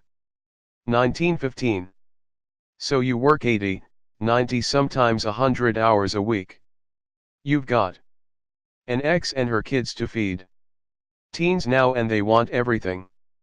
Western clothes and jeans. Not content to wear the gear every working guy in this damn city wears. Want the latest smartphone, iPod, computer, God knows what else. Can't keep up with it? Me. But the little beggars don't want to work for it? No, sir. Want you to sweat your balls off whilst they goof off on some college course. Studying history or horse care or some useless subject. I dunno. Only history you need is to know the Great Patriotic War finished in 1945. My granddad was in that. Come out with one leg and a chest full of medals. There was a real man. Not like my lads. Wasting their lives away, hitting the beaches by day and the Arcadia clubs by night. My current lady with her brood and they all wanna feed off of you as well. Give her credit, she works damn hard, comes and cleans here on her days off. Our flat? Way too small and too far away, damp creeping up the wall, roaches walking about. Like they own the place. One of 'em last night just stood there waving its feelers at me. Like it owned the place. Landlord wanting his rent, he's not gonna take many more excuses before he sends the heavies round with an eviction notice. Suppliers fed up too, one or two hinting they'll stop credit terms any day now. And wanting cash on delivery. The oven needs work, the fridge on the fritz, you have to wedge the door shut now. Staff knowing the restaurant on a downward slope. Already lost my head chef and the newly promoted sous chef not good enough really. He's okay but nowhere near up to head chef status yet, you with me? Now. He's looking to leave, no he's been in touch with my old head chef looking for a place under him again.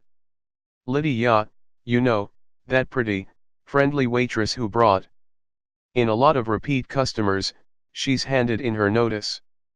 On top of that, my stomach's hurting. Real sharp, twisting, gripey pain. Hope. It's only stress, not an ulcer, can't afford to be off with something like that. And now 2 loads of gangster thugs wanting protection. You know you've got to pay some insurance in the city. Goes with the territory. Part of the cost of doing business, I knew that before I took this place on. Could just about afford to pay off 1 lot of hoods but not 2. No way. A new bunch showed up a few weeks ago. Some Georgian mob. Tell you what, President Putin knew how to deal with Georgians. But Maresca's over-the-hill mob, well, they have no idea. Excuse me, Maresca's heavies have just come in. Stay here, I'll be back in a few. If they don't break my legs. Only joking, I hope. 2 men, one looking like a shaved gorilla that spends all day lifting weights. The other a scruffy bugger with swept-back black hair and wearing an old combat jacket. So, you say you've got new security arrangements in place? Said the scruffy one with a Romanian accent. Yes, a new Georgian lot. And this affects me how? You saying you're not paying? Said the Romanian thug. I can't. I'm out of money. It's costing me money just to keep this place open. Now, my friend the restaurant owner said. It's tourist season. Must be raking it in hand over fist. The camo-jacketed hood walked over to the till and opened it. Obviously not as much as he'd expected. But he took it anyway. Make sure you've got it next week, comrade, or there'll be trouble. My friend the restaurant manager breathed a sigh of relief. He was okay for this week, but what about next? We watched the 2 hoodlums go down the road to a newly opened bistro. Later, decided to take my lady to that new bistro that's just opened. 1 or 2 of the guys at my law firm say the food's excellent there. Not cheap but worth it. Looks the part anyway. Ah, here's the owner. Sit down, take a seat. Here's a menu, the man handed out some smartly printed menus. May I recommend the calamari? The squid's fresh caught this morning. No, well, what would you like to drink? Here you are, sir. Peroni for you and vodka cranberry for you, miss. The place was rather quiet as we were early for lunch, as I had a court case to attend in the afternoon. I was taking my secretary out as she was coming to court as well. No, it's nothing like that. I'm happily married with another on the way. You know that? No, I'm not saying my secretary's not good looking. She is, but you don't shit where you eat. First rule of the office. Yes, the manager told us. I've only recently opened. Managed to get this place cheap. No, I don't know what happened to the previous owner. Maybe he retired. Was he a friend of yours? What's that? The manager continued. Yes, the refurbishment wasn't cheap. But worth it, as I wanted that authentic Genos look. I wanted to raise the tone of the place, make it a top place to eat in Odessa. Trouble? Well, none from the customers. Excuse me, whilst I deal with these 2 gentlemen. Listen to me now. 2 men now entered the Italian-style fish restaurant. Not whom you would expect to see in an upmarket joint like this. One looking like a gorilla that had been taught the rudiments of language, wearing a cheap, brown suit. The other, with slicked back black hair, bloodshot eyes, and wearing a combat jacket and jeans. The new owner of this fine dining establishment shrugged his shoulders at the men and opened his arms dismissively, even though there were lots of empty tables. Don't get me wrong, I wasn't listening, but I caught some of their conversation. I'm disappointed, comrade, you were short last week and you promised you'd have it here now, said the man in the combat jacket. He had a Romanian or Moldovan accent. The man sniffed a few times, wiped his nose on a tissue he dropped to the mosaic floor. Don't think he had a summer cold, you with me? I'm sorry. I've only just started and I'm trying to build up trade and I can't pay you and the Georgian as well, said the manager. Not good enough. You pay us. You know that. Don't worry about some Georgian no mark. Shall I hit the bastard? The second thug built like a weightlifting gorilla leaning against the door stopping any further customers entering the restaurant. The first hood waved the second back. When does this Georgian collect? Mondays, usually, said the manager. Well, next week you make sure you pay us. And with interest. The owner, a man who was working to better himself and his family and probably working all the hours God sent just to keep going, moaned. The gorilla leaned over the bar and helped himself to a couple of bottles of vodka. He looked at the labels. Why don't you order a decent brand? Give us a decent drink, the thug said. Then the two gangsters walked out. I looked at my secretary. She's from out in the sticks originally. Now she'd seen some of the underbelly of the city. The owner looked at me, a sick smile on his face. I'm not always generous, but I'd had a decent bonus from work. So I ordered the most expensive food on the menu and a couple bottles of wine. And I left a decent tip. Well, what can you do? And I knew I was on to get a decent gratitude shag out of her later.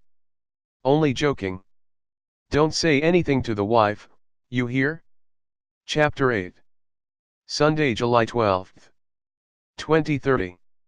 Too many places round here were unable to pay. Or said they couldn't. Didn't want to start getting too physical without orders from Mărescu himself. But Mărescu would have to do something about this Georgian mob muscling in. Otherwise his reputation would end up like a little girl's. And he'd have to do it quickly. Caramarin drove tailpipe back to Mărescu's office at Prokhorovska Street. Pulled in behind the Mercedes. Mărescu seemed distracted by something on his laptop, but his heavy, sweating face looked even more annoyed than usual when Caramarin explained their failure to bring back the full insurance premiums. We should have just slapped them about a bit. They'd have coughed up then, said Tailpipe. Not much point if they've not got it, said Caramarin. You're right, Nick, you. And I'm not having some fucking Georgian arsewipes thinking they can just walk into my city and help themselves to my business. Shows a total lack of respect. I'll see what I can find out about M and then we'll see what we're going to do. He looked down at his laptop, a leer twisting his ugly face. In Romanian, a language Tailpipe didn't speak, Mărescu asked Caramarin to go over to his villa and pick up his wife, Natalia, and a load of cash for laundering through the casinos. Give her a night out. Caramarin raised an eyebrow. Keep an eye on her. Don't want her spending it all on dresses and shoes, do I? I don't get anything back, then, he laughed. Caramarin drove out of Odessa north along the coast road to Yuzhny, Elbow. Resting on the doorsill. Turned on Prostor Radio 102.5 FM and sang along to the hits. The sun shone. What a good afternoon to be alive. An hour later, he turned up the gated drive to the villa.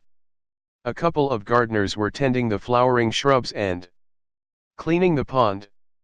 He parked and saw Natalia reading a celebrity magazine by the pool. She looked up and took off her sunglasses. Her tan was really deep and brown now. She was wearing that tiny white bikini again that set off her figure to perfection and looked divine.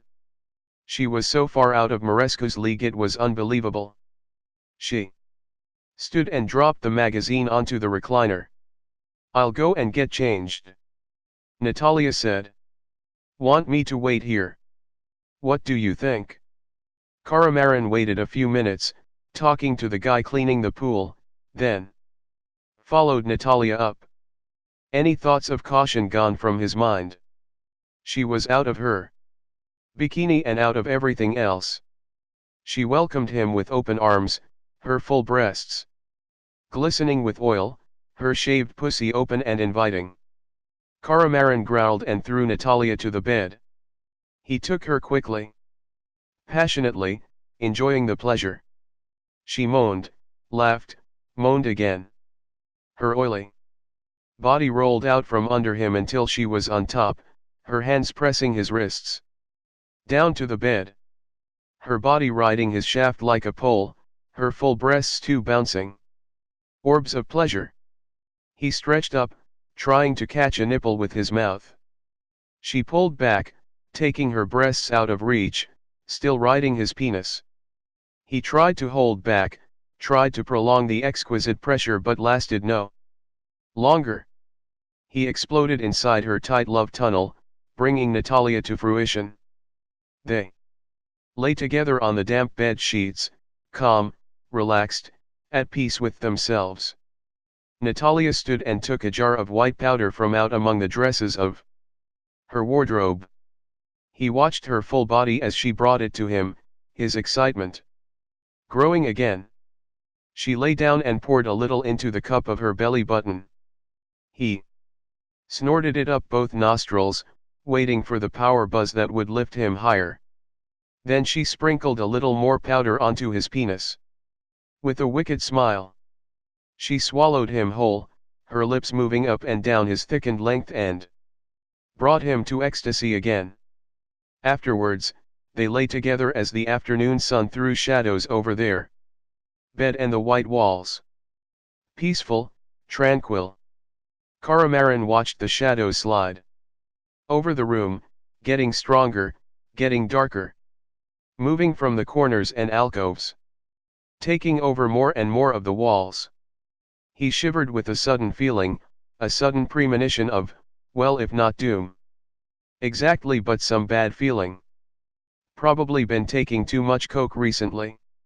He propped himself up on one elbow and sniffed up a little more snow, the bad feeling edging back towards the back of his mind. "You're bleeding," Natalia told him. Caramarin rubbed one hand under his nose. A thin trickle of blood smeared his finger. Never mind. He'd have to ease up sometime soon. Now would be a good time, or soon at any rate. He took a shower, washing away the dried sweat and juice from their love making. "Take me into town," said Natalia. "I fancy a night out, spending Eugene's money." "Not like that," he laughed. "You've got nothing on." She toweled her hair, then slipped into a cream and black dress, which showed off her great body to perfection. He looked at her gym-toned arms and legs, her blonde hair, her beautiful face. Again, he was struck at the contrast between Natalia and her husband. She made a kiss at Caramarin, applied lipstick, and sprayed perfume behind her ears and wrists. "I'm ready. Let's go." She twirled round. You see any panty line under this?" He peered at her bottom. No, I can't. That's because I'm not wearing any." She lifted up her dress and proved it. "Come on. Don't forget the money." It was getting dark outside. Stars shone in the deep blue sky. Natalia insisted. They took her new BMW M5 saloon. He didn't mind arriving in style instead of in his beat-up old Opel Combo. She was a fast driver with lead in her heel, the powerful engine speeding the car along the coast road. She cut up slower moving traffic, overtaking every vehicle she passed, giving the finger to anyone who dared flash their lights. Caramarin watched her drive. She wasn't relaxed. Her hand gripped the Steering wheel, moved the gear stick with short jerky motions. It was like she was releasing her pent-up fears and aggression in her driving. She pulled up with a squeal of brakes in front of the casino. A valet ran up to park their Beamer. "Go on inside and change the money, I'll be with you in a minute," said Caramarin. He walked over to Belgian and Tailpipe manning the doors. "Quiet night, lads." "So far," said Belgian. "When are we goin' to see you down the gym?" asked Tailpipe. "Haven't seen you there for a bit." "No, I been busy recently." "I was there this morning," said Tailpipe. "This fat guy comes in and asked me what machine he could use to impress that blonde bent with the big tits over on the rowing machine. I looked him up and down and said, why don't you use the ATM in the bank over the road, Chubster?" The three men laughed. "Speaking of blondes with big tits, you're not nobbin' Natalia, are you?" asked Belgian. "No," said Caramarin. "Do I look that stupid?" "You don't want me to answer that, do you?" laughed Belgian, but there was a hard edge to his voice. "Seriously, mate, that's one lady to leave alone. You get me?" "Well, I'm not. Marescu only asked me to take her here and keep an eye on her. See you later." Caramarin hurried up the steps and into the gaudy world inside. Replayed the conversation in his mind. It worried him. Worried him a lot. Chapter 9. Wednesday, July 15, 1830. "I'm not having this." Marescu slammed down some papers and looked out the window of his realtor's office on Prokhorovska Street. Dusty property details filled the front windows. It hardly did any legit business. Just a front for Tehe gang had to hide behind. The man lit up yet another smoke. Caramarin looked up. "The non-payments, you mean?" "What else?" Caramarin could think of some other shit that his boss wouldn't have if he knew about it. "Want us to sort it out, then?" said Dmitro Placid Litovchenko. If there was one man Caramarin didn't want to be on the wrong side, it was Litovchenko. But probably too late to worry about that now. His street name was Placid because he wasn't. Psycho Bloody Mayhem would have been better. 1. Scary man. He was one of the Arcadia Beach's chief doormen and looked the part. He was almost 2 meters tall, covered with the sort of muscles only serious steroid and testosterone use can give, as well as putting in serious work down the gym. His head was shaved to the bone except for a neatly trimmed goatee. Under the man's white shirt, Caramarin could see Litovchenko's prison tattoo of Christ on his cross.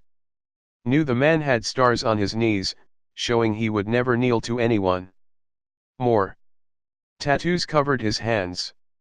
He'd heard of, and seen, Litovchenko do some really bad things.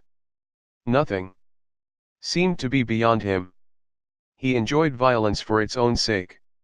Sure, Caramarin had done violence, had few problems with it, but for him it was a last resort, a means to an end. But it would be a mistake to think that Litovchenko was just a muscle-bound thug. You don't survive as long or get on in the underworld unless you can provide brains as well as brawn. Help that the man was connected to several of the crime families in the Odessa region. Little point leaning on the clients, said Caramarin. Can't expect them to pay us and these Georgians. What VEU found out about them? Marescu turned to face Caramarin and Placid, the dim light filtering through the grimy window dying on his sallow, jowly features. For a start, they're not Georgian. They're Abkhazian. You know, that breakaway region of Georgia.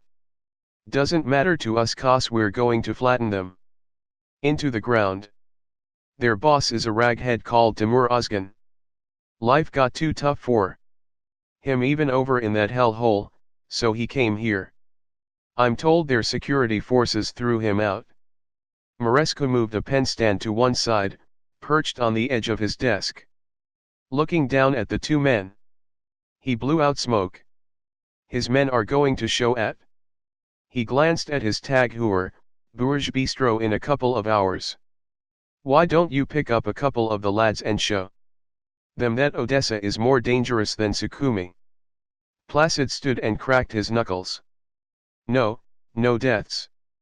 Not at this stage. Just show them the error of their ways. Capus. Caramarin opened his mouth to protest, but looking at the two men, thought it best to shut his mouth again. He nodded once, slowly. Caramarin drove, Prosto radio lifting his mood. They picked up Belgian and tailpipe from the gym and headed through the afternoon traffic over to the Bourge Bistro. Followed a blood-red Porsche for most of the journey. He hoped it wasn't an omen. He parked down a shady side street where they kept the front of the Bistro in sight. Turn that radio off, cunt, said Placid. That Natalia is a nice piece of meat, commented Belgian from the back seat, looking up from a porn mag. Wouldn't mind porking that. Too right. She was here, I'd bend her over this car and do her right now. Up the ass, said Tailpipe. He made a gesture with the iron bar he was gripping. Wouldn't take too much hard work. Don't think she wears any knickers, said Belgian. Dirty slag. You'd know all about that, wouldn't you, Caramarin? Said Belgian. Caramarin spun round in his seat. Shut it you two, snapped Placid. And keep your eyes to the front, cunt. The car fell silent. Placid leaned over and offered a small vial of coke to Belgian and Tailpipe in the back. Caramarin looked at him. Only then did Placid offer him any. There was next to nothing in the bottle, but Caramarin snorted it up anyway. Then a beige Mercedes pulled up outside the bistro. Two large, dark-skinned men in brown suits stepped out, glanced around, and walked into the bistro. That's them. Let's go, ordered Placid. Remember, no deaths, said Caramarin, more to Placid than the others. We're only sending a message. Placid glared at Caramarin. If looks could kill, Caramarin would be pushing up the daisies. The four men crossed the road and pushed through into the bistro. Caramarin turned the sign over to read closed. The two Abkhazians looked at the four men. Their eyes flashed to each other.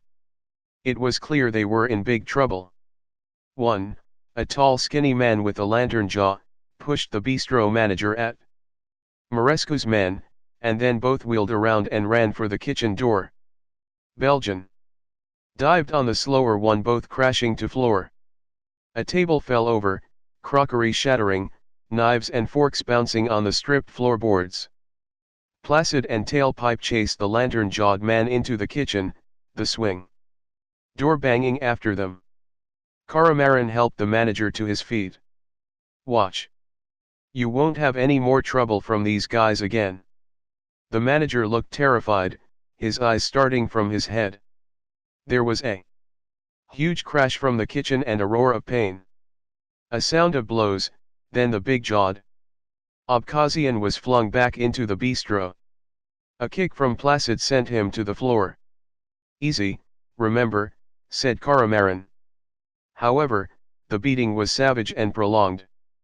The two men were beaten to pulp. Fists, boots, and the iron bar fell repeatedly on their bodies. Heard the crack of several broken bones. The two thugs were hard men and tried not to scream. Later on, they were unconscious as the blows fell. Caramarin took no part this time, but stood by the door to keep out any customers and made the manager watch the beating. They've had enough, Caramarin said, pulling Placid away. The three hoods stood over the bodies, breathing heavily. Too much for you, cunt. You remember what Marescu said? No deaths, okay. Caramarin knelt and felt through the bloodied clothes of the Abkhazians. He pulled out a wad of hryvnias and peeled off several high-value notes. He patted the manager on his arm. "Get this place cleaned up. You won't have trouble from these again." The manager trousered the money but still looked terrified. "Let's lose these fools," said Placid. They hoisted the broken bodies upright and half-walked, half-dragged them to the Abkhazians' beige Mercedes. Placid took their keys from Caramarin and drove off with Belgian and tailpipe. Caramarin followed, this time with the radio on full. Placid drove south out of the run-down city suburbs to the Dniester estuary. Just as the sun was going down but the heat was still in the day. The day trippers had all gone home by now and the picnic spot was deserted. A flock of white birds flew overhead, calling harshly.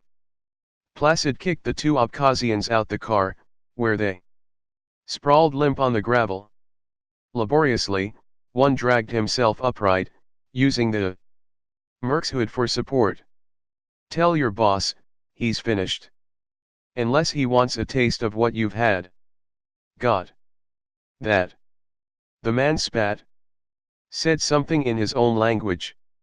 "I think that was fuck you in Abkhazian," laughed Belgian. Placid punched the man to the floor, started to apply shoe leather. Not for the first time, Caramarin stepped between Placid and his victim. "Enough. We're not to kill them, okay, comrades." Caramarin thought Placid would start on him. Despite Placid being the larger man, Caramarin fancied his chances. Too much slow steroid muscle on the man. Placid breathed in, gave Caramarin a look of pure hate. "One day, cunt. Okay, strip them." "I think this one's pissed himself," said Tailpipe. The hood stripped the beaten Abkhazians to their underpants, threw the clothes into the beige Merc, then rolled the limo into the Dniester. They watched the car sink, bubbles rising to the surface. "Job done. Let's go home." Later that evening. "Good evening. Great to see you again. Take a seat by the window. Put some life in the place. Beer. I'll tell you something. Now these gangbangers are using my Bourge Bistro as a battleground. That scruffy Romanian bastard in the combat jacket thinks he can throw me a few hryvnias and I'll just shut up and keep paying through the nose for their protection. And his lot never even protected me from the other Georgian lot. Just used my little place as a battleground. Yeah, I knew it would be tough. I know Odessa's got a bit of a reputation. But I didn't expect a reenactment of the St. Valentine's Day massacre on my premises. I cleaned up their mess, but I'm going to the realtors as soon as I can. I'll take any halfway decent offer. What worries me is what this Georgian mob are going to do next. They going to smash me up because their men got smashed up in my joint? They going to come after my wife and family? I don't know, do I? If I can find a mug who'll buy this place, no, of course I'm not going to mention what's happened here. I look that stupid? I'll buy a place somewhere quieter. South Central Los Angeles, Beirut, Mogadishu come to mind. Pizza margarita? Certainly. Rapido. Chapter 10. Friday, July 17, 1830. Caramarin never officially moved in with Valeria. Not that she never asked him to, but there just wasn't the room. Not with her, her mother and little Vladimir all in the same one-bed apartment. And Caramarin valued his independence. Yeah, he loved women, but always he kept a part of himself close and locked down tight. Usually the women he shared his life with knew they could never have him 100%. Some wanted more than he could give and others accepted the situation. Until either they moved on for another man who could offer more, or more Usually Caramarin himself became fed up and walked out. Tried to leave amicably, but that wasn't always possible. However, with Valeria, he quickly grew to care for her a lot. Little Vladimir also loved him. Hero worshipped him. The boy was always talking about Caramarin. When he had time, Caramarin picked him up from playgroup and treated him to something to eat on the way home. To a growing 4-year-old boy, that means a lot. Once, he took Vladimir to the Potemkin stairs and helped him count them. Couldn't count all the way up to 200 but counted to a surprisingly high number. This time, they took the cable car back up the hill. Simple pleasures but good ones. He visited the Centurion Casino more often to play on Valeria's roulette wheel and gambled with his own money as well as laundering Morescu's. Sometimes he broke even, but not always. Started losing, sometimes big time, trying to chase that elusive jackpot that was always just on the next turn of fortune's wheel. Then, one evening, Valeria's mum took Vladimir out. Couldn't remember the reason, but it was so obviously an excuse. She could read Caramarin better than he thought. Knowing Caramarin's love of local food and drink, the woman had placed a bottle of home-distilled Horilka moonshine spirits on the table for them. "It's good," said Valeria. "One of Mum's friends makes it. It's flavored with gooseberries and she leaves it on her roof for months to bleach it to perfection. I thought you'd like it." "Sounds great." Caramarin poured it into 2 glasses and toasted Valeria. The Horilka was more than good, it was great. The fruit infusion was just right. Not too sweet, a dry clear taste. Burned on the way down and warmed him up inside. He refilled his glass and crossed to the window. He drew the net curtains. They billowed slightly in the breeze, casting ghost shadows on the carpets. "Close the curtains as well, please," said Valeria. Caramarin did as asked. The bright sun still filtered through, casting the room into a soft duvet-like shade of grey. Valeria was wearing a floral sundress. She turned her back on Caramarin. Then with one practiced movement she pulled it over her head. Her white bra and panties stood out in the semi-gloom of her apartment. Caramarin put his hands on her shoulders and turned her around. He kissed her full on her lips. After a brief pause, her mouth opened and she slipped her tongue into his mouth. He tasted the Horilka on her tongue. They broke apart, flushed, panting for breath. Caramarin looked down over the swell of her stomach. Valeria covered herself with her arms. "Don't look at my terrible jelly belly." Gently, he pulled her arms away. Silvery gray stretch marks traced their way over her belly. "My war wounds. From the birth," she murmured. Caramarin knelt in front of her and covered her tummy with kisses. His tongue licked into and around the dimple of her belly button. Valeria ran her hands through his long, dark hair holding his head in place. Slowly, Caramarin moved lower down over the swell of her abdomen.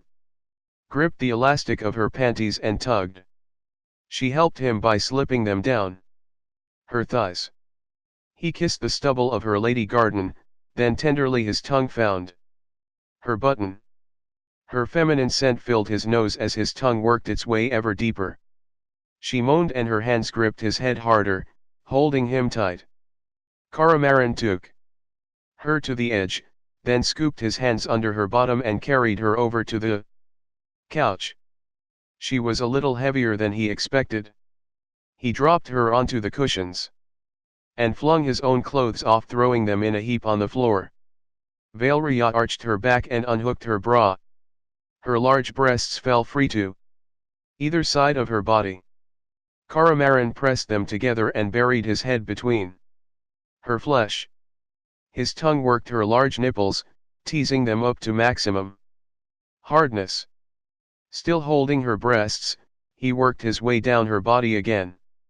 Could tell. The girl was sucking her tummy in. He kissed some of her stretch marks on the way down, showing he loved her, that he wasn't put off in any way. That he found her truly sexy. A real woman. Again, he came to her cleft. His head burrowed down, spreading her thighs apart. His tongue probing and prying. He looked up, his eyes asking a question. Valeria nodded. Caramarin moved back up her body and slipped a rubber over his rod. He slipped into her easily, no messing. She threw her arms over his back, her mouth kissing him, nibbling his lips. His strokes, gentle at first then harder, faster, deeper, brought him to climax. He carried on, felt her buck beneath him. Then collapsing, he laid on top, gasping. They lay together for a while, he still inside her until he withdrew. He kissed her again and again until Valeria excused herself. She wriggled out from under, crossed the sitting room to the bathroom. Her dark hair fell halfway down her back, but he could tell she was still holding in her tummy. On her way back, Valeria picked up the Horolka and refilled their glasses. Watched her cross the sitting room. Yeah, if he was honest, had to admit that Natalia had the better body. No doubt about it. Both had large breasts, but Valeria's were perhaps a little heavy with less well-defined nipples. And Valeria was self-conscious about her looser stomach. But Caramarin didn't mind anywhere near as much as Valeria thought he would. She'd brought life into this world and was bringing up Vladimir as well as she could. The woman deserved respect. And she did have great feet and ankles. They drank the Horolka together. Its rough, fierce potency livened him. Almost as good as the coke hiding in his jacket pocket for that. Finally, he took her glass, pushed her down onto the cushions and took her again, gently yet passionately. "Pass us my ciggies, please," asked Valeria. Caramarin rolled off the couch and walked over to the low table in the middle of the room. He could sense her eyes following his bum as he walked. He clenched his cheeks for max definition. By the time he'd tossed her a packet of smokes and lighter, she had draped her sundress over herself. He then pulled a small bag of white from his jacket pocket and showed it her. He grinned and raised his eyebrows questioningly. "Shall we?" Valeria sat bolt upright, clutching the sundress to her boobs. "Get that out of here," she shouted. "I'm not having that junk around." "Vladimir." Caramarin was surprised by her sudden rage. "I don't understand." "He's not here. There's only you and me." "Doesn't matter. I'm not having no drugs in my flat. And don't you dare take them here. I thought you were better than that, Nicolae." Her face was screwed up with anger. Tears leaked out of her slightly almond-shaped eyes. "I'm sorry," said Caramarin, slipping the little Ziploc bag back. "I just thought it would be fun. Heighten the pleasure. I don't know why you want drugs when you've got me. I should be enough for you. What's wrong with you?" "Nothing. Anyway, you smoke. What's the difference?" In answer, she flung her cigarette packet at him. It bounced onto his chest and onto the carpet. Her dress slipped down, exposing her large boobs. He held her in his arms. She tried to push him away, but Caramarin was so much stronger than her. She stopped struggling. "I'm sorry," Caramarin said. "I didn't realize you felt that way. When I was a dancer in the clubs, I saw too much of where drugs take you. Please stop, Nicolae. Or if you can't, please don't bring them here again." "I understand. Anyway, I don't smoke much," she said defensively. "I'm trying to give up." He nodded. wiped the tears from her pretty green eyes and kissed her. "Listen, I'm really sorry," said Caramarin. He looked deep into her pretty green eyes. "I promise I'll never bring gear round here again. Ring your mum, ask her to look after little Vlad.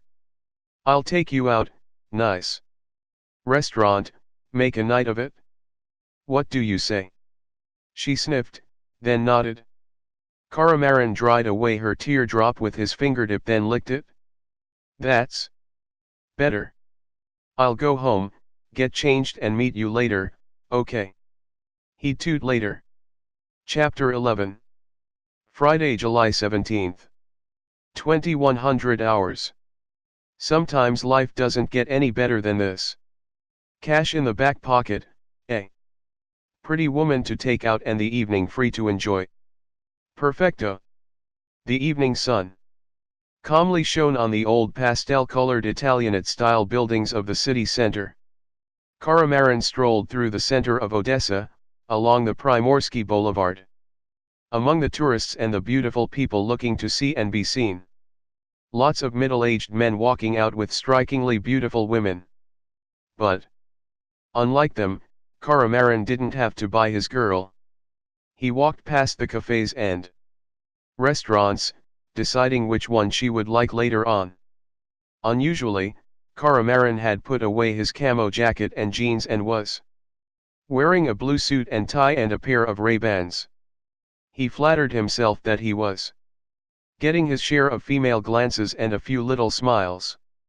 He was smiling himself. He felt good. He felt lifted with the help of a couple of lines of Bolivian best racing through his system. Took him to another level. He felt awesome. He sat at a table under a shade tree and ordered a Zibert light beer and enjoyed watching the people walk by. Valeria showed up maybe 20 minutes later. She'd had her hair done and was wearing a floaty blue dress. She leaned over Caramarin, deliberately giving him a great view down her front, and kissed him. He smiled. His day had just got better. They moved on to a recommended restaurant nearby and ate good Ukrainian food and drank Georgian wine as the evening turned to night and the lights sparkled. And the music made them happy. Yes, life was good. Only drawback, he'd run out of coke. When they'd finished eating and lingering over brandies, Caramarin suggested they go on to a nightclub. Hailed a cab down to the Scorpio at Arcadia Beach. When times were slack, Caramarin sometimes worked the doors there and knew all the doormen. Two of his mates, Belgian and Tailpipe, were standing by the ropes. Another guy, Sarai Bilikan, known as Oilfield, was with them. Caramarin knew Oilfield slightly. A muscular man with a broken nose and long hair oiled back into a ponytail, which also helped with his street name. He worked for Marescu's lot on occasions. But Caramarin had heard whispers that he was also an enforcer for Major Balashev's group. If that was the case, he was a dangerous man. Seriously scary. Balashev took on ex-special forces types only.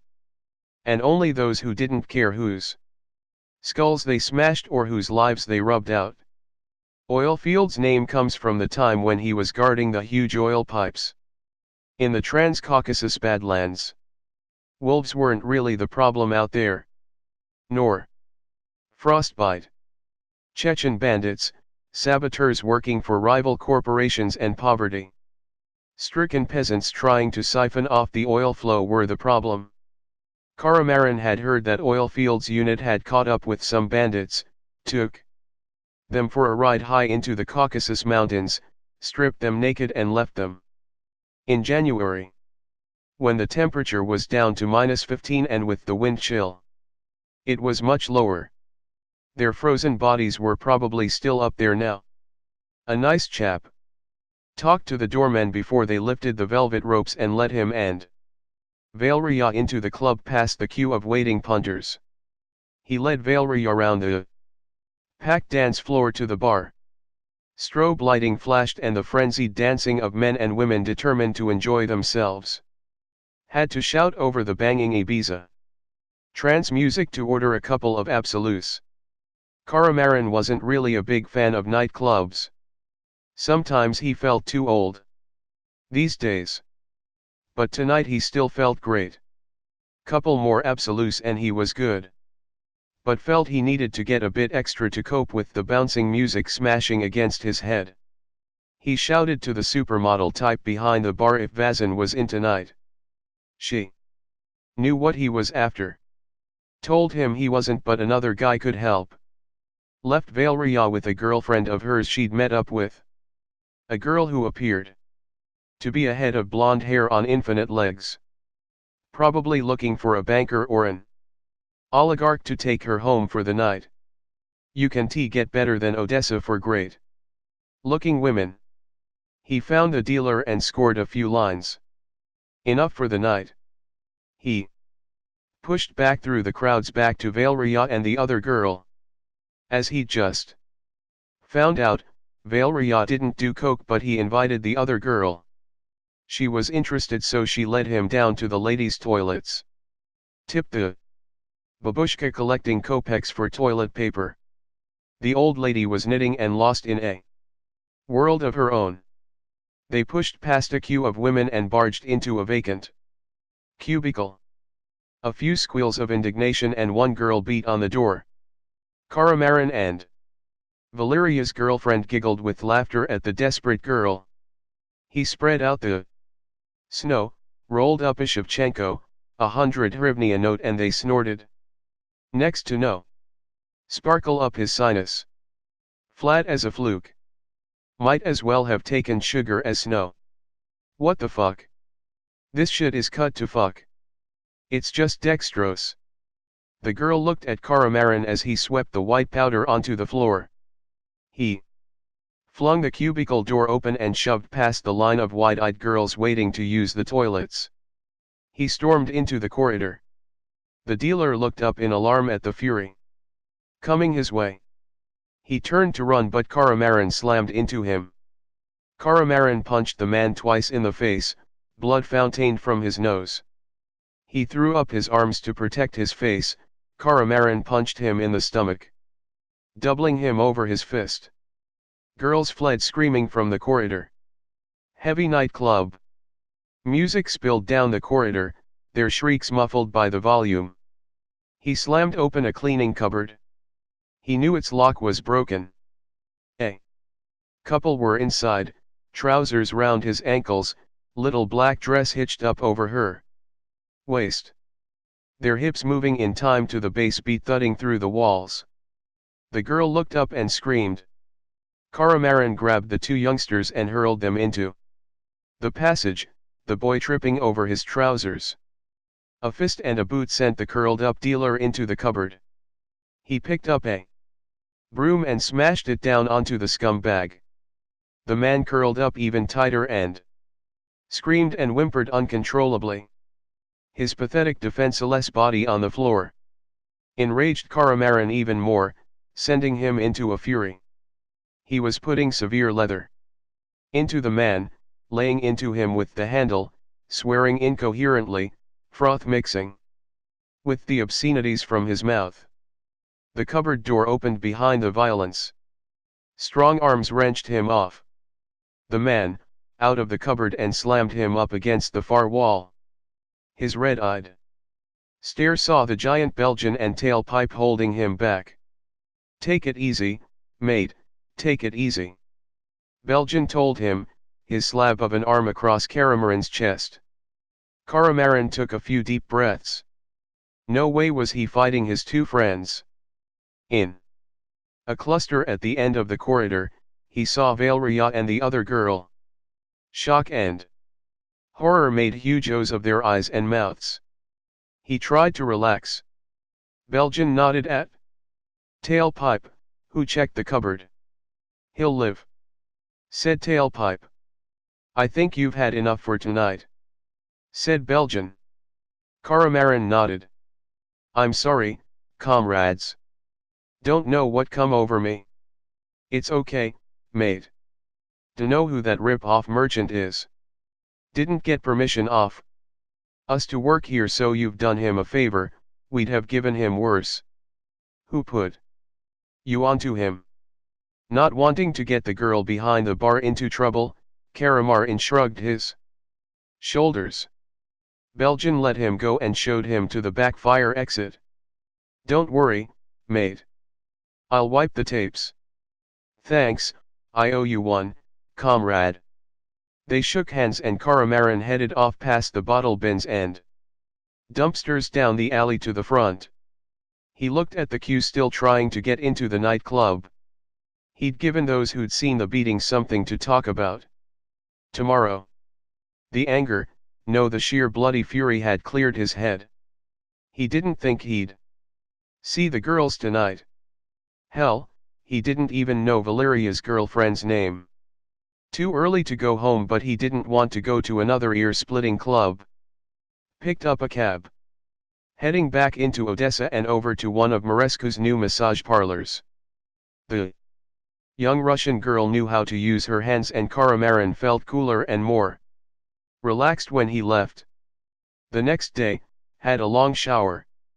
Had a few hours to kill before Marescu needed him. He felt a prickle of conscience. Not about the fake dealer. He got the kicking he deserved, and he guessed Belgian and Tailpipe would have finished off the job. No, felt he'd let Valeria down. He bought a bouquet of flowers and headed over to her table at the casino. Walked past the players to the front of the table and handed over the flowers. She looked up and shook her head.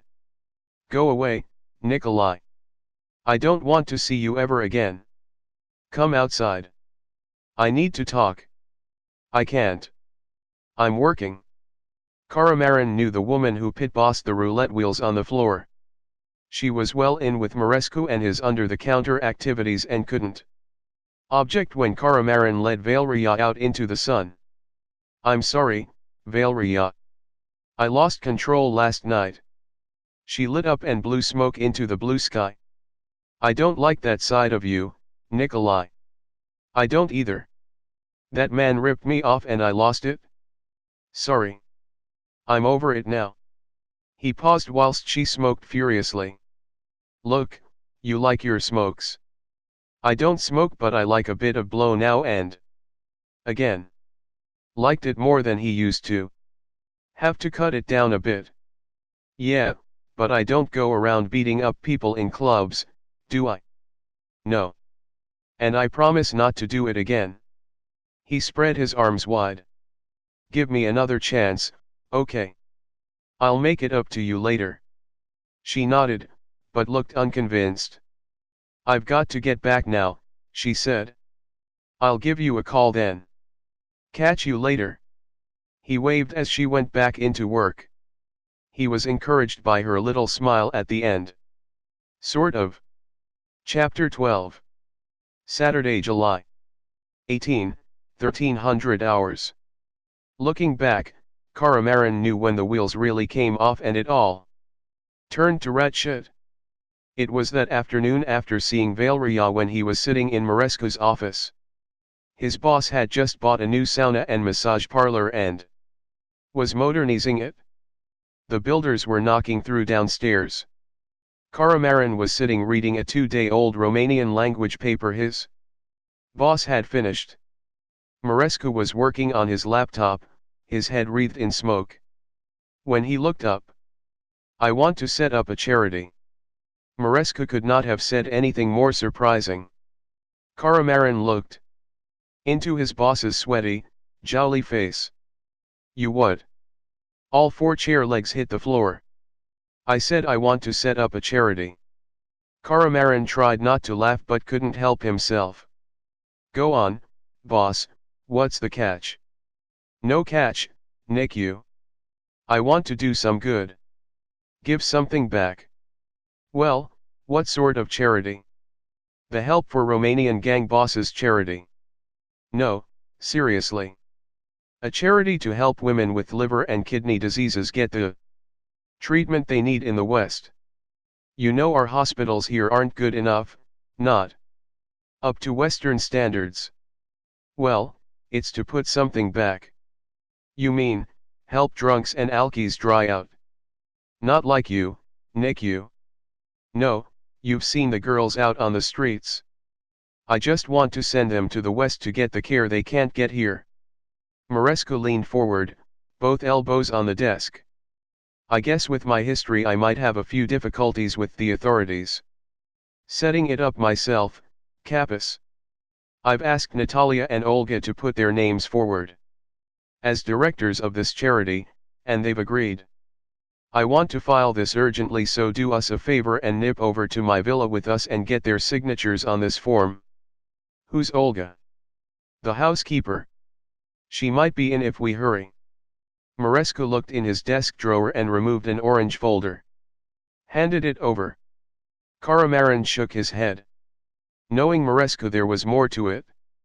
As far as he knew, his boss wouldn't piss on you if you were on fire. The two men stepped out of the office. Maresca let Caramarin lock up whilst he brought his new car round. Whilst he was checking the alarm, Caramarin was startled by a car horn. Turning on his heels, he saw a metallic blue BMW M5 saloon. Leaning out of the window, the jolly face of Maresca greeted him. What do ya think? You bought that? Think I boosted it? Yeah, picked it up this morning. Hop in and I'll give you a run. Caramarin swung into the shotgun seat. The scent of new leather, Maresca's aftershave and new air freshener greeted him. The hot sun poured in through the open sunroof. Nice, he admitted. So it should be. Cost enough. Looks good though. Nice and curvy shape. Maresca weaved through the traffic. The overpowered 5-liter V10 engine that pushed out over 500 brake horsepower couldn't show its worth in the city traffic. Maresca was desperate to show off the multi-function steering wheel. You see these two buttons there? He pointed to them. Caramarin nodded. Well, with these, I can adjust all the various settings of its suspension, steering, throttle response, traction control and gear stick to get the very best performance from it. So I can pot around the city streets and then unleash the tiger on the open road. Awesome. However, on the open road to his villa, Maresca gave the BMW its head. Can get up to 100 kilometers an hour in under 5 seconds, boasted Maresca. On these roads? Queried Caramarin. Possibly not, but on the freeways, fuck yeah. Got sat NAV as well. Caramarin looked at the switched off sat NAV. Maresca laughed. Haven't worked it all out yet. Give us a chance, I've only had it a day. Maresca swung up his villa's drive. He leaned on the horn as Caramarin stepped out. They admired the 5-point alloys, polished to a high gloss. After a minute, Natalia came round the side of the villa, wrapping a white beach robe around herself. Like it? Asked Maresca. He tossed her the keys. Natalia flung herself into her husband's arms. It's marvelous, she said, kissing him. Can I drive it? Of course. It's in your name, darling. You could run Nicolae back to town after lunch. Maresca couldn't stay on, had an urgent meeting with some property speculators, so backed his old Mercedes out and zipped down the drive with a farewell wave and toot of the horn. The late afternoon was even hotter, but a sea breeze freshened the air by Maresca's villa at Yuzhny. Apart from Natalia, the place seemed deserted, maybe because the heat was sapping the energy out of everyone. Caramarin fetched the folder and walked round the back to the pool. Should have brought his shades. The reflected sun glare off the pool dazzled him and he screwed up his eyes. Some loungers and plastic chairs stood round the pool. Looking round, only one was taken. Natalia languidly stretched out on one of the recliners. Just as well he had his eyes screwed up or his eyeballs would have fallen out onto the tiles. Natalia was wearing the tiniest whitest bikini he'd ever seen. Her blonde hair was tied back in a loose ponytail. She smiled and held her arms under her breasts, thrusting them up and out at him. With difficulty he looked up at her face. Sparkling blue eyes and full red lips and high cheekbones. Purists would say her nose was slightly too large, but Caramarin was no purist. She looked great. Absolutely fuckable. Yeah, she'd been in the porno movies. Caramarin had even gone to the trouble of renting some of them. He guessed that was where Mărescu had met her originally. He used to launder money through the adult movie business and met any number of actresses and hostesses. She was in her early 30s, but her trade had not ruined her looks or body. Now she was Mărescu's woman. No one commented on her past. At least, not within Mărescu's hearing. Some called her an old prosy, but not Caramarin. The few times he'd met her, he'd always liked her. And he could tell she liked him. Standing by the pool, he felt overdressed in his shirt and jeans. Sweat pricking his armpits and on his chest and down to his groin. Looking at Natalia, he stiffened. She stepped forward, threw her arms around his neck and kissed him on the lips. Her full breasts pressed against his chest. Two half-globes of delight. He relaxed and laughed. Sit down, Nicolae. Take your shirt off and chill, man. She brought him a Zibert light from the minibar by the pool. He watched her bum in the tiny white briefs as she bent over. Nice, very nice. He tossed his shirt and the folder onto a nearby chair. Condensation trickled down the side of the bottle. First things first. Where's everyone? He asked. Out. Olga's daughters got a bug and the gardeners got the day off. No one about, then? No. Just you and me. She took off her top and dropped it to the tiles. Her large breasts fell free, her clean brown nipples stiff and proud. Only one way this afternoon was heading. Did he want this again? Would take their relationship several notches up from a one-off shag. Too right. Yeah, he was too aware she was Mărescu's current wife. His boss rarely kept them long, but he would still be very angry if someone else was shagging away behind his back. And Mărescu was a very bad man when angry. But he wasn't about to tell, and neither would Natalia. But it was still a very bad idea. Natalia picked up a bottle of sun lotion. Don't want you getting burned. She poured out a handful and rubbed at it slowly, sensuously over his chest, massaging it down his stomach and sides. Then unbuckled his belt and slid his jeans down, dropped them to the floor. She saw the bulge in his briefs. Hooked her fingers under the waist and drew them down too. Poured more lotion into her palms. Took his cock and rubbed her hands up and down his shaft, the oily slickness heightening her touch. He gripped the side of the lounger to hold himself back. Natalia looked up at him and lowered herself down. His body, her breasts swaying free. Her tongue lapped his bell and, then her full mouth swallowed his penis all the way, delicious pressure building up inside. She knew her job, all right. Just as he was about to explode in her mouth, she sat back. Your turn now, she said. She slid down her white briefs, revealing her intimate beauty. Caramarin knelt, his tongue now exploring her salty-tasting fleshy folds. He found her button, his tongue speeding up. She gasped, her body jerking. Natalia pushed his head away. Now, Nick, you, now, she commanded. He pushed her down onto the recliners. Cushions, his hips between her legs, his penis entering her wet vagina, pounding away, becoming one for a short moment. They lay together on the narrow recliner. He poured Zibbert over her breasts and licked it off, his tongue flickering on her nipples, tweaking them up.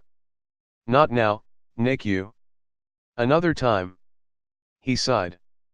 I understand, Natalia. As long as there is a next time. There will be. Definitely.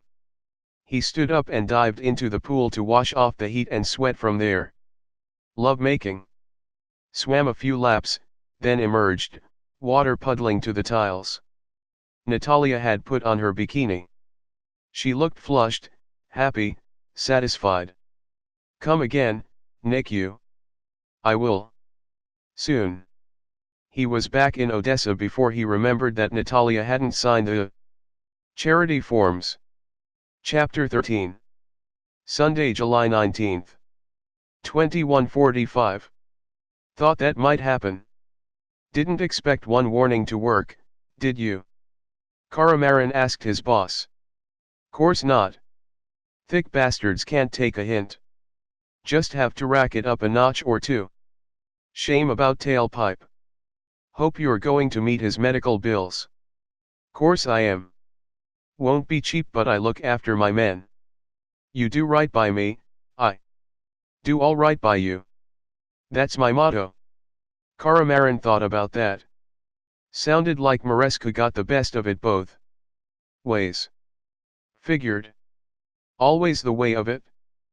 But his head was so jazzed on coke it was hard to get things straight. What about his family? Them, too. Like I say, I look after my people, Capus. Caramarin nodded. Bad luck he got in the way of that beating. This time, do what needs to be done. If they want to meet and greet Allah, then let them. Capus. Going down the hospital. Yeah, later. Not much point taking grapes. Might take him grape juice. Anything you can suck up through a straw. Coke racing through his bloodstream. Despite himself, Caramarin fell about. Laughing. Seriously, there's a coffee shop down off Transportny Lane. You know, by the Mala train station. I heard they use that as a base. Take a few of the lads and torch it. Let's send a clear message. Caramarin stopped laughing. Instantly. That's going to escalate things, he thought. When? Was all he managed to say. This evening. Let's see if we can catch these ragheads after evening prayers. Or whatever it is they get up to. Caramarin stood and shrugged his shoulders. That's why Caramarin found himself in his beat-up Opel combo that evening. Next to Placid and Oilfield, two men he most certainly did not want to go on a mission with. Both were total psycho-nutters with as much humanity as a starving wolf. Placid sneered at Caramarin. I'll drive, said Placid. You didn't exactly get stuck in when we took out those two fuckers in the bistro the other day, did you? Caramarin shrugged. Too much coke raced through his system, and at the end of the day, who gives a rat's? Maybe it would be better if he did the bombing instead of one of these two out-of-control ex-Spetsnaz psychos. At least he could try not to kill anyone. Placid threaded his way through the evening traffic. In the footwell, too. Bottles were wedged into a small cardboard box. Rags stuck out of the top end. Gasoline sloshed about inside. Caramarin sat and watched the bottles. Placid and Oilfield boasted about the weights they could bench press and strange dietary supplements. They pulled up down the road from the coffee shop. The place was still open. A number of old men and a few teenagers sat outside enjoying the warm evening. Even on a summer evening, most of the old men were wearing hats and jumpers. Didn't know that the place was going to get a lot hotter very soon. The men were sipping drinks and playing board games. One smoked a hookah. All of them were of Eastern, Caucasian appearance. A waiter wandered about from Table to table. It looked peaceful, but Caramarin knew enough not to trust surface appearances. What we'll do is this. We'll accelerate up to the cafe. Make the goat shaggers scatter. You jump out, lob the Molotovs, and then we're out of here. Nice and simple. Even a retard can manage that. Got that, cunt. Caramarin looked down the road. Their escape route looked alright, nothing blocking the street. He nodded.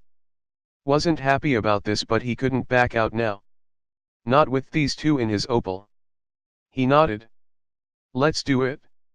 He wrapped his keffiyeh around his head. Covered his eyes with shades. Unrecognizable in any future lineup now. Nice touch that, mate, said Oilfield. You look like a towelhead yourself now. Placid dropped the handbrake, gunned the accelerator and sped the Opel over the road towards the men sitting outside the coffee shop. A squeal of brakes and a blast from a horn as the Opel swerved across the path of a minibus. The relaxing men idly looked up at the noise, then saw the Opel hurtling towards them. There was a moment when nothing happened. The scene looked like a postcard from the Middle East. Then there was a gasp of horror as they realized the meaning of the Opel van. The men dived to the floor, the quick-witted ones dragging the older or slower men out of the way. The hookah rolled to the floor. Chessmen and backgammon counters bounced and scattered over the courtyard. The Opel combo leaped onto the sidewalk and charged onto the bistro's courtyard. Placid slammed on the brakes. But one of the youths, too slow or dazed by the speed of events, tripped on an overturned chair, was sideswiped by the car to the pavement. His head smashed to the paving flags and he lay still. Caramarin leaped out of the Opel, lit the first petrol bomb and hurled it through the open door into the dark interior of the bistro. Instantly, orange and red flames spread over the tiled floor, engulfed the wooden bar counter. Inside, a woman screamed. Caramarin didn't bother lighting the second. He threw that, too, into the bistro. The flames eagerly swallowing the added fuel. The inside of the bistro looked like a scene from the infernos of hell. No way could anyone get into or out of the front door now. Even standing several meters away, Caramarin could feel the fierce heat from the inside of the shop. The roar of the fire was getting stronger. The men had backed to the two sides of the bistro's courtyard. They kept their distance from Caramarin. One of the coffin dodgers outside screamed something in his own language. Another made an obscene gesture. Placid had backed the Opel to the edge of the road, the rear passenger door open, a safe haven. Caramarin ran to it just as Placid drove 5 meters down the road, the door swinging shut. Some of the men had stepped onto the pavement and one old man, must have been about 75 if a day, looked like he was going to do something about it. Caramarin swore. Caramarin raced along the road to the Opel. Oilfield pushed open the rear door. As Caramarin threw himself onto the rear seat, both were laughing fit to burst. Placid sped down the street. Had you going there, Oilfield laughed. Bet you were pissing yourself. Caramarin looked out the rear window. The men had spilled onto the street and watched the Opel down the road. Flames were erupting out of the door and the awning had caught ablaze, making a brief roof of fire. The Opel van shot round the corner. Caramarin slammed into the window. What the fuck was that about? He shouted. You fucking amateurs. Oilfield and Placid were still howling with laughter. Now it was over, he supposed there was a funny side to it. But he still wasn't laughing. Swapped cars at Marescu's warehouse and Placid and Oilfield left to start their shifts at the nightclubs. They were still in a good humor. Caramarin went in to report to Marescu. His boss held up a hand. There was a news bulletin coming up on the radio. It mentioned briefly the arson attack on the bistro. Didn't go into details but said the militia suspected that it was a targeted attack. Well done. He tossed Caramarin a wedge of hryvnias. Bit of advice. Get your clothes washed, get any petrol residue off. Even better, why not buy something decent to wear? He smiled as the radio continued with a comment from the chief of militia about how these attacks wouldn't be tolerated. That sent the bastards a clear message. They'll think twice before messing with me. Caramarin wondered about that. Thought it might just be the start. His clothes were now in his landlady's washing machine and he was sitting in his room in his pants watching a frantic yet boring game show and wondering what to do. Felt tired and lethargic after the adrenaline rush of earlier. Banging on his door woke him from his drowsy state. "All right, I'm coming," he shouted. Standing out on the landing were two militia. Their dark blue uniforms added to the menace. They knew they could do pretty much as they wanted. Caramarin knew that too. One shoved him back into the room. The man showed him his warrant. It said Sergeant Grojek. "Sit." He sat. Didn't make any comments. Didn't want to antagonize them. The other one switched off the television. They stood in front of him. "You involved in that arson attack on Transportny Lane?" asked Sergeant Grojek. "No, I been in all evening." He knew his landlady would back him up. As a child, she remembered the horrors of Stalin. When she was drunk, which was often, she would go on about her beloved daddy who vanished one night, never to be seen again. She distrusted all authority. She especially hated all militia. "So, you know nothing about it?" "Only what I heard on the radio, earlier." The other officer was walking about the apartment, looking around as Caramarin was talking. He spotted the wedge of hryvnias on the table. The man picked it up. "Where did you get this from, Et?" he asked. "Just what I won at the casino the other night." "Easy come, easy go, Et." The officers split the money and they trousered it. "Wish I had time to go down the casino and win money," said Sergeant Grojek. "We're onto you, Nicolae Caramarin. Take this as a warning. A friendly warning. No more fire bombs. We want an easy life and you're adding to the problems." "Yeah, you're lucky. Our lieutenant thinks it's a dispute between the fucking ragheads," the other sniggered. "Doesn't have his ear to the ground like what we do." Their radios squawked. One turned away to answer. Seemed urgent as he tugged the sleeve of his sergeant. "Yeah," said Grojek. "Personally, we couldn't care less if you barbecue a load of ragheads. Far as we care, they can send 'em all back. And you could do us a favor and fuck off back to Romania as well. But we don't want the paperwork. And we don't want the good name of the city dragged through the mud." They both laughed. "Seriously," said Grojek. "Tell Marescu to lay off. We won't tell you again." They slammed the door behind them and clattered down the stairs. Caramarin breathed a sigh of relief.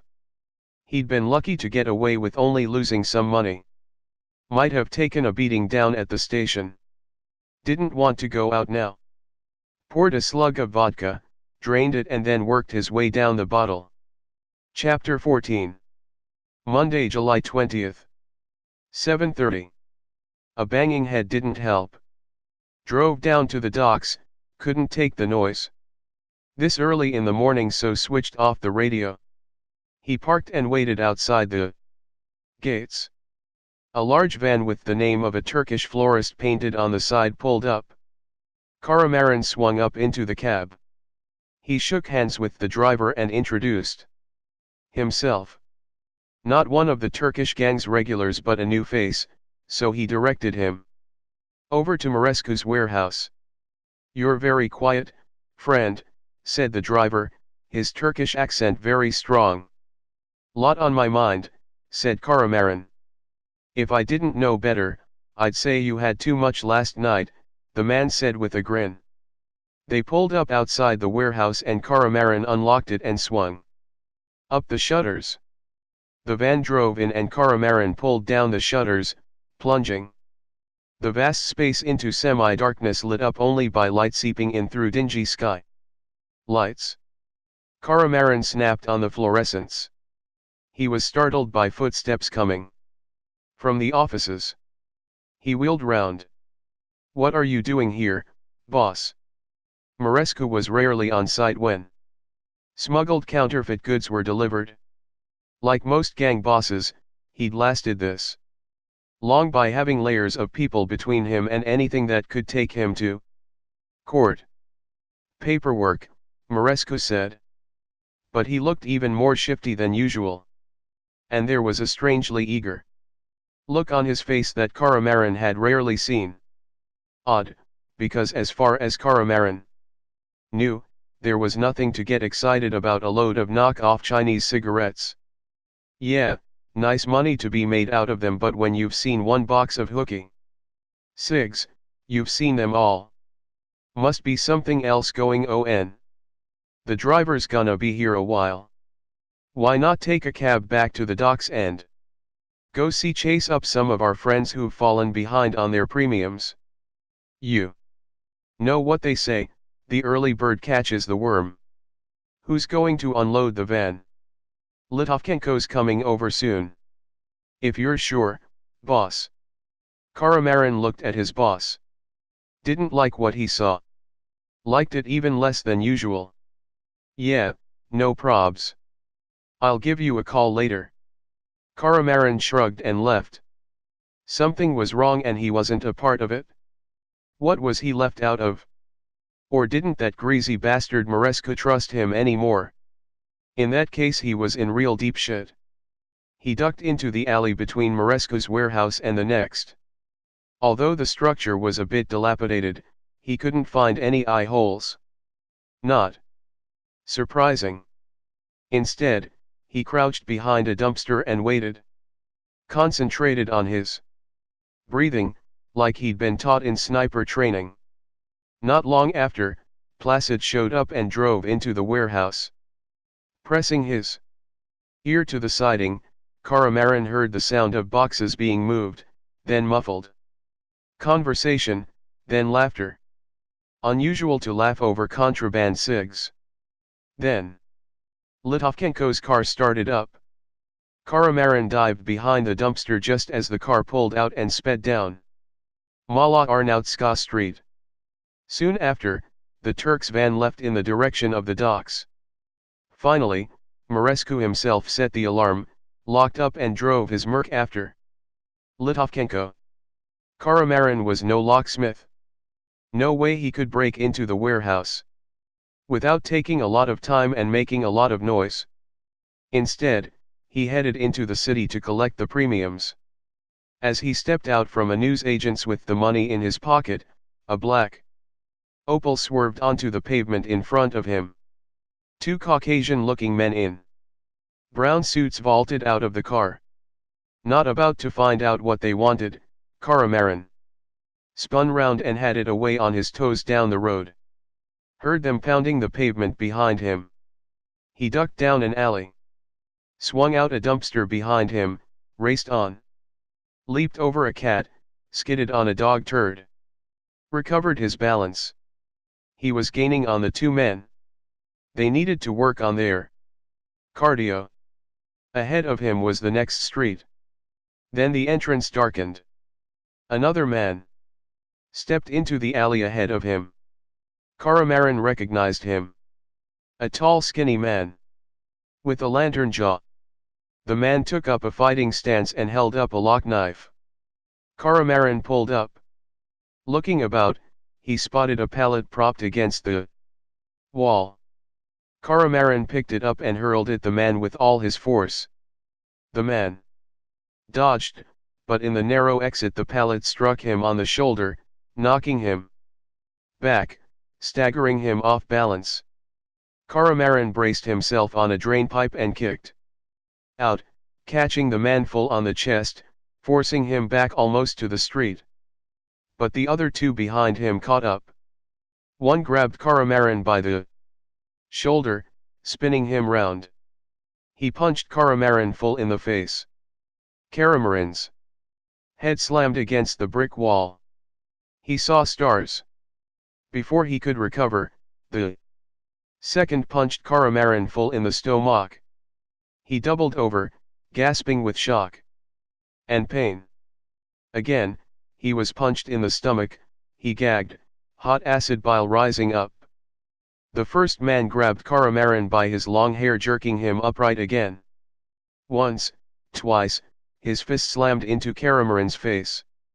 Blood from his nose poured down his face. Caramarin gobbed full in the man's face.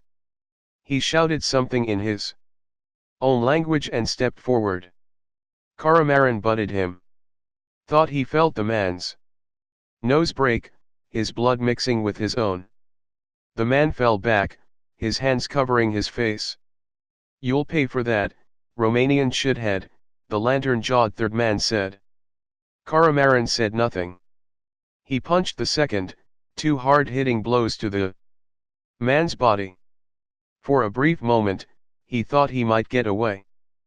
But the third smashed the discarded pallet into him. Caramarin slipped off balance from the force of the blow. The second took advantage and scythed his leg away. Caramarin fell to the ground, fell into a mess of rotting food. His knee cracked, a jolt of agonizing pain shooting through him, scrambling his mind for a second. And that was all it took. All the men needed. The pallet smashed down onto his head. He collapsed to the ground. A rotten kebab filled his sight. The three men went into a frenzy of kicking. His body absorbed the punishment. Curled into a ball, trying to protect his head and vitals. Felt the pallet crashing onto his back. Felt like the beating had been going on for ages but was probably only a minute or so. Then, through his haze of red pain, dimly heard an old lady shout something. No idea what she said, but with a last kick, the three men ran off back down the alley. He dragged himself up, gasping for air, dragging himself back to awareness and life. Two old babushkas helped him stand. He smiled. "Looks nasty. You want to get that scene too," one said. "Can't go anywhere in the city now. All these foreigners," said her incredibly aged-looking friend. "You're right. Not like the old days," her face scowling. "Yes, better in the old days when Stalin purged them and sent them to the Siberian gulags. Not. I'm okay. Nothing broken. But thanks for stepping in," said Caramarin. He turned away and spat out a mouthful of blood. He'd been lucky those babushkas had helped. Most wouldn't, and then he would have been battered. The two ladies looked at each other. "Do you want us to call the militia?" the very old lady asked. "No, it was only a mugging. They'll be long gone now," said Caramarin. The two ladies looked at each other. They knew he was lying but were going to get involved any further. He thanked them again and headed back down the alley. Chapter 15. Saturday, July 25, 2300 hours. Well, I was lying there in bed, feeling really nervous. Terrified, in fact. VCR said. "I mean, anyone'd be terrified about getting the snip, wouldn't they?" All the men winced. Belgian even slipped his hand down his pocket and clutched his knob. Anyway, I was feeling shit scared. But then the nurse came round and I heard her saying to relax, "Take it easy, It's a simple op. It's really rare that anything goes wrong. Well, it's good she was so caring. You don't always get that now, Caramarin said. True, VCR said. The only trouble was, the nurse was saying it to the surgeon, not me. The men laughed. They were standing outside the San Antonio club on Arcadia Beach. A queue of clubbers stood outside the velvet ropes waiting to be let in. Caramarin lifted the rope for a young couple he'd seen several times before. The girl flashed him a smile of gratitude. He smiled back. Just another evening until a black BMW 5 with tinted windows squealed round the corner. The three men stopped their banter and watched. Bloody drunks, said Belgian. The car slowed opposite the doorman and the rear window wound down. Several centimeters, two pipes stuck out. Down, Caramarin yelled.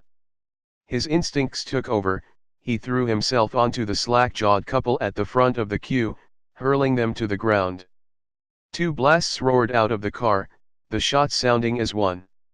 Immediately the black BMW 5 roared off down the street. Caramarin looked as it raced round the next corner. There was silence for a couple of seconds, then screams. And not just from the women. As suddenly as violence erupted, it ended.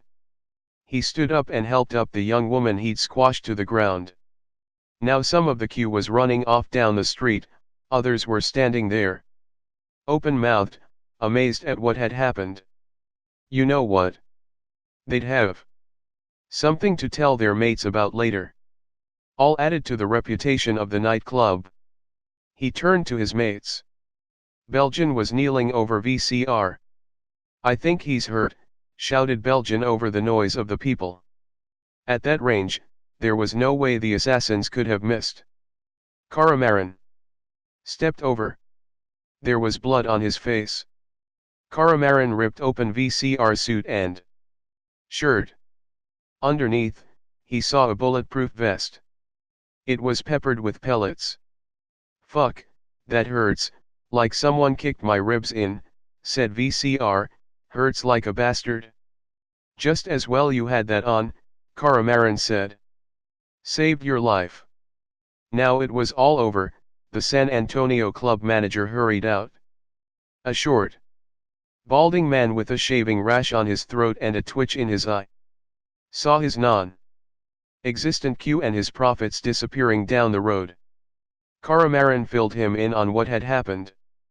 I'm going to have to look at my security arrangements if this sort of thing is going to happen, the manager said. Caramarin raised an eyebrow. You want to take that up with Marescu, comrade? The manager went quiet. No, he didn't want to take it up with Marescu. VCR was back on his feet. He grinned but looked white and shaken. Underneath the blood on his face. Nothing broken, I think. Look, comrade, you need to get your face seen too. And you don't want to be here when the militia come. Understood. Caramarin called him a cab, a regular who could be relied on to keep his mouth shut if any questions came his way. After that it was, as they say, a quiet night. Chapter 16. Sunday, August 2, 1615. Marescu looked up from his laptop. His face looked haggard, eyes bloodshot. Looked like he hadn't had a good night's sleep for a week and could do with buying a sharper razor. His tie was pulled down, showing a thick tangle of black hair. Sweat stains dampened his armpits and front of his shirt. The man lit up then. Poured himself a large Absolute and drained it in one swallow. Didn't offer the bottle around. Look. We can't carry on like this. This Abkhazian lot are causing me a bit more trouble than I thought. After that firebombing the other week, I think it might be better to keep our heads down for a while. What? Shouted Litovchenko, living up to his nickname. What are you saying? That we should give up and let them foreign raghead bastards just take over? Not at all. We just need to calm it down for a while before we can sort them out properly. Caramarin looked up. You've had some pressure from the militia, boss. That's right. They think it's getting out of hand and it's bad for the city's image. Fuck the city's image and fuck these Abkhazian fuckers, too. Let's smash them now. Can't do that. Not for the time being. Anyway, I've set up a meet with their boss, Timur Ozgan. I want you, Nicolae, to come with me. That cunt? Thought I was your second. Placid jumped to his feet, hulking over Mărescu. You are. But you might be too intimidating for the meet. Anyway, I want you to put your feelers out and see if you can't round up some useful chaps who we can rely on in the near future. Kappas. He held Litovchenko's stare for a moment. It was the doorman who looked away first. Nicolae, pick us up at the villa at 7. And wear a suit. I'll see you later. He stood and went to the door. The two doormen followed. Stay a moment, will you, Litovchenko? Quick word. I'll see you at 7. Nicolae. Caramarin left, felt dismissed. What were the two men talking about without him? As the sun's rays spread and lit up the calm waters of the Black Sea that evening, Caramarin arrived at Mărescu's villa outside of Yuzhny with half an hour to spare. He swung up the driveway and parked. Walked over to the pool. Rippled reflections danced on the surface. Natalia was resting on a recliner, a glass of vodka by her side. She looked up from her magazine. She was wearing just her tiny white bikini, this late in the summer her skin now deeply tanned. The early evening sun caught her blonde hair, making it like molten gold. She slipped her sarong on and stood to greet him, her full breasts shadowing her stomach, her nipples very prominent under her top. They exchanged a chaste kiss. You look good, Nick. You should wear a suit more often. It suits you. Eugen wants me to go to a meeting with him tonight. I know. Wonder why he's not taking Litovchenko. I think he's looking for a bit of discretion on this one. Not just beating someone to a pulp. Yes, that man's getting worse. Too many roids. Caramarin shrugged off his jacket and helped himself to a beer and waited for Mărescu. Didn't have long to wait. Mărescu hurried down. He was wearing a gray, lightweight Bill Blass suit and a dark blue silk tie. The clothes were expensive but the man still looked like a furtive crook in a lineup. He shot a look at Caramarin standing near Natalia in her tiny bikini. Caramarin stepped a pace away. Ready to go, boss? Yeah. You look the part. Kman. Mărescu tossed his wife a pack of cigs. Natalia waved them off. Caramarin took Mărescu's Mercedes saloon and headed back into Odessa. Mărescu directed him to a sauna by Mala station. Not too far from the fire-bombed coffee shop which was now boarded up. Caramarin glanced up at the blackened ruins. Against the rest of the street it was like a rotten tooth in a mouth. Only his imagination, but he almost thought he could smell the smoke from it. He pulled up in a small car parked near the sauna. Want me to come in with you, boss? Course. Just keep your eyes open. There'll only be me and Ozgan and one of his men here. Discreet. The fewer people the better, Kappas. Caramarin stepped out the Merc. You carrying? Mărescu asked. Caramarin nodded. Well, leave it in the car. No weapons. You sure, boss? Mărescu had always been obsessed with personal security. Sure. Caramarin hid his pistol in the glove locker. The two men walked into the waiting room. Ignored the closed notice on the door to keep out the passing trade. Caramarin smelled perfume, steam, and underlying that the sour odor of sweat and sex. Classy. A dyed blonde woman spilling out of a pink bathrobe greeted them. She was maybe late 30s but tried to appear younger. In a way, she reminded Caramarin of Natalia, except her hard face let her down. And Natalia was younger and now had the big advantages of money and an easier life.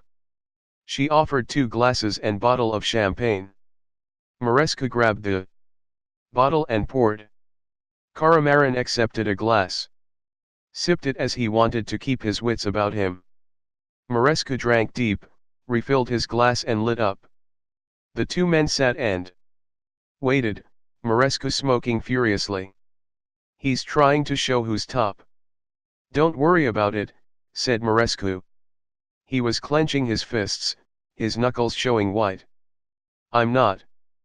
But Caramarin understood his man well enough to know that his boss was angry underneath. No wonder he didn't want a psycho nut sitting with him, egging him on. What worried Caramarin was that his boss must be weaker than he thought to put up with this treatment. Yes, he'd noticed takings were down and too many customers were behind on their premiums. But there must be stuff going on behind the scenes that he was not aware of. The door opened and the hostess showed in 2 men.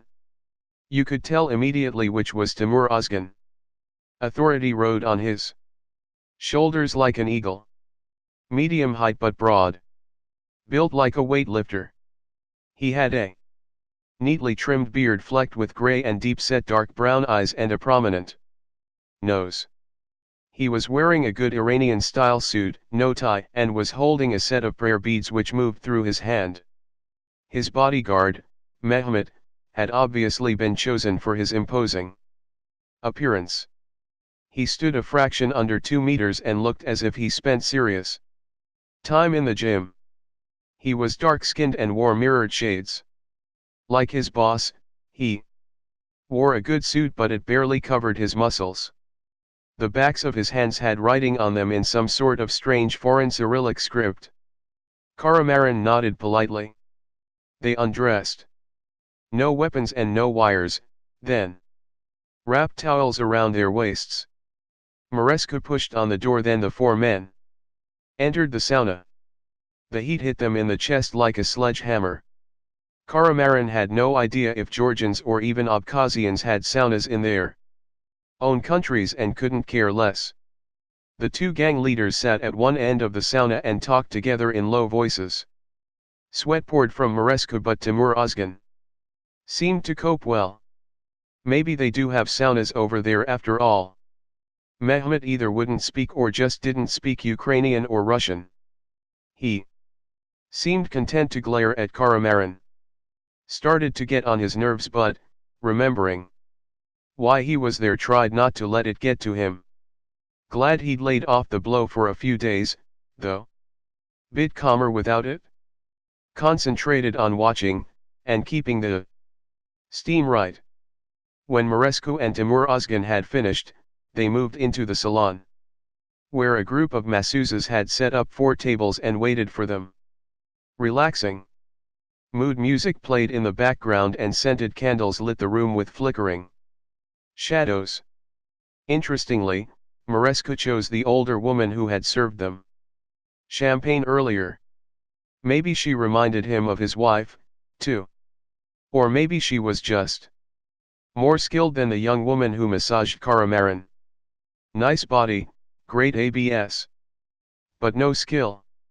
No extras, though. Not at a business meeting.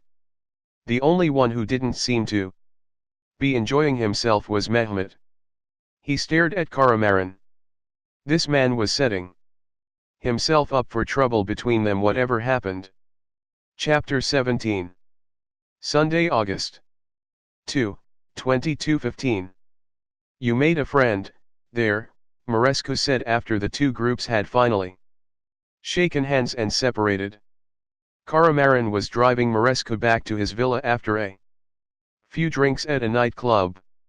Late at night, the powerful car had the road to itself, the headlights cutting through the night, and Caramarin gave the Merc its head. "Hope you did better." "Yeah, I think so.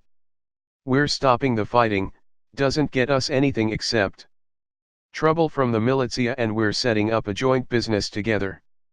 Caramarin glanced at his boss. Didn't sound like Maresca's style to go into partnership with someone he didn't know well.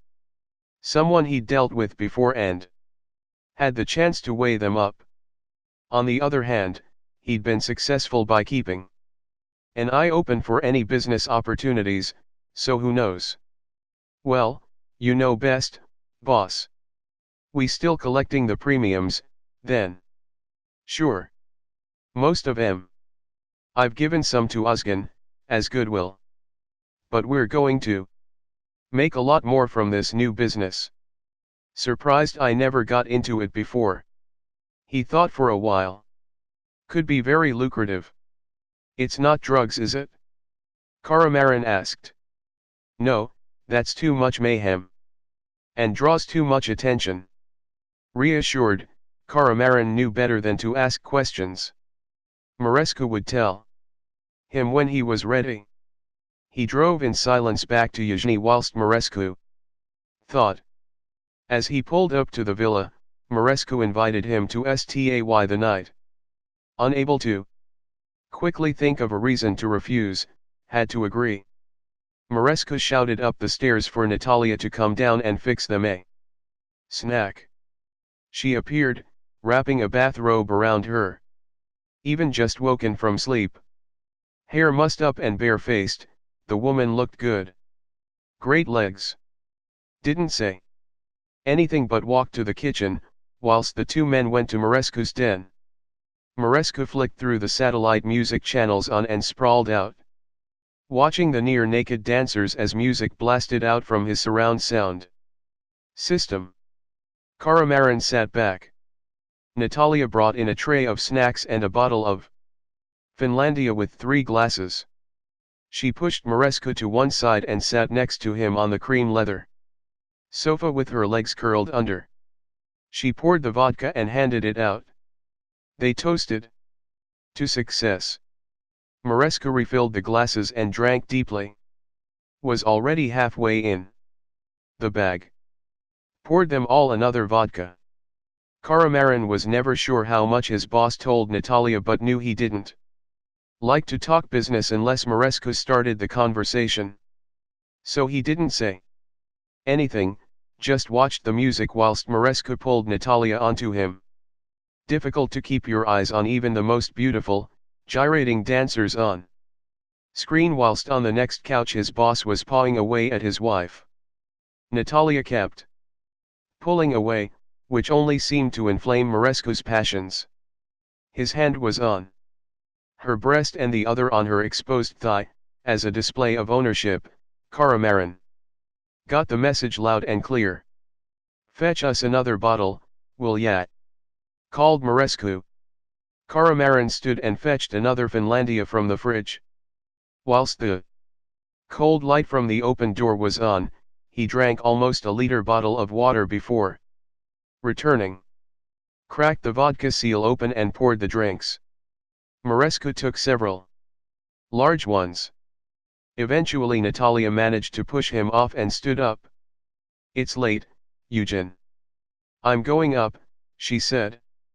"Great," Marescu said. Despite the amount he'd taken on board, he was still steady. Had to hand it to Marescu, the man could hold his booze. "You can doss down here, Nicolae. See you in the morning." He squeezed Natalia's bottom and guided her out. Caramarin switched off the television and rearranged the cushions. He needed a piss, so crept to the upstairs wet room. As he passed the master bedroom, he heard Marescu grunting away and Natalia sounding like she was in a seventh heaven of ecstasy, what with her moans and cries. Faked, he knew. Natalia had told him that Marescu was strictly useless in that department. All the same, he didn't like it, and as he slipped back downstairs he wondered. Was this demonstration for him? No, if Marescu suspected, the man would take more direct, and more painful, action. This was just to make it clear who was top dog round here. He was almost asleep when the study door opened. Immediately, he was on the alert. Sat up. A slim shape slipped into the room and stood next to him. "I'm sorry about that," she whispered. "Can't help it," he said. "But it's you I love, not him." Caramarin was startled. He thought they were just having some fun together. Yeah, playing with red hot fire, but no real commitment emotionally. "And I'm very fond of you, too." She slipped off her robe and sat by his side. Took his hand and placed it between her breasts, over her heart. He could feel it beating beneath, like a trapped animal. She lay down next to him. "It's all right. He's passed out now," she whispered. "What the hell? You only live once." Found a rubber in his jacket and had her on the couch. Nothing subtle, he was too tired for that, but managed to live up to expectations. "You didn't say whether you loved me." Caramarin was too shagged out to argue or even to think.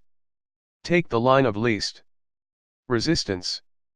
"Of course I love you," he said automatically, giving her a kiss. "I really love you." Natalia kissed him back, then stood and shrugged into her robe. "I'll see you in the morning," she said by the door. Caramarin rolled over and thought. Did he love her? Yeah, a great body, but only, possibly. Sort of. Chapter 18. Monday, August 3, 8 o'clock. Annoyingly, Marescu seemed none the worse after last night. If anything, seemed brighter than usual. Like the weight of the world had rolled off his shoulders. He shook Caramarin awake and almost dragged him to the kitchen. No sign of Natalia. Probably for the best. Their housekeeper fetched enough to feed the 5,000. Well, at least 5. Eat up, lots to do today, Marescu said. Caramarin picked at his food, kept it down, then brought the Mercedes round. Gleaming in the sun, even the Merc looked better than he did.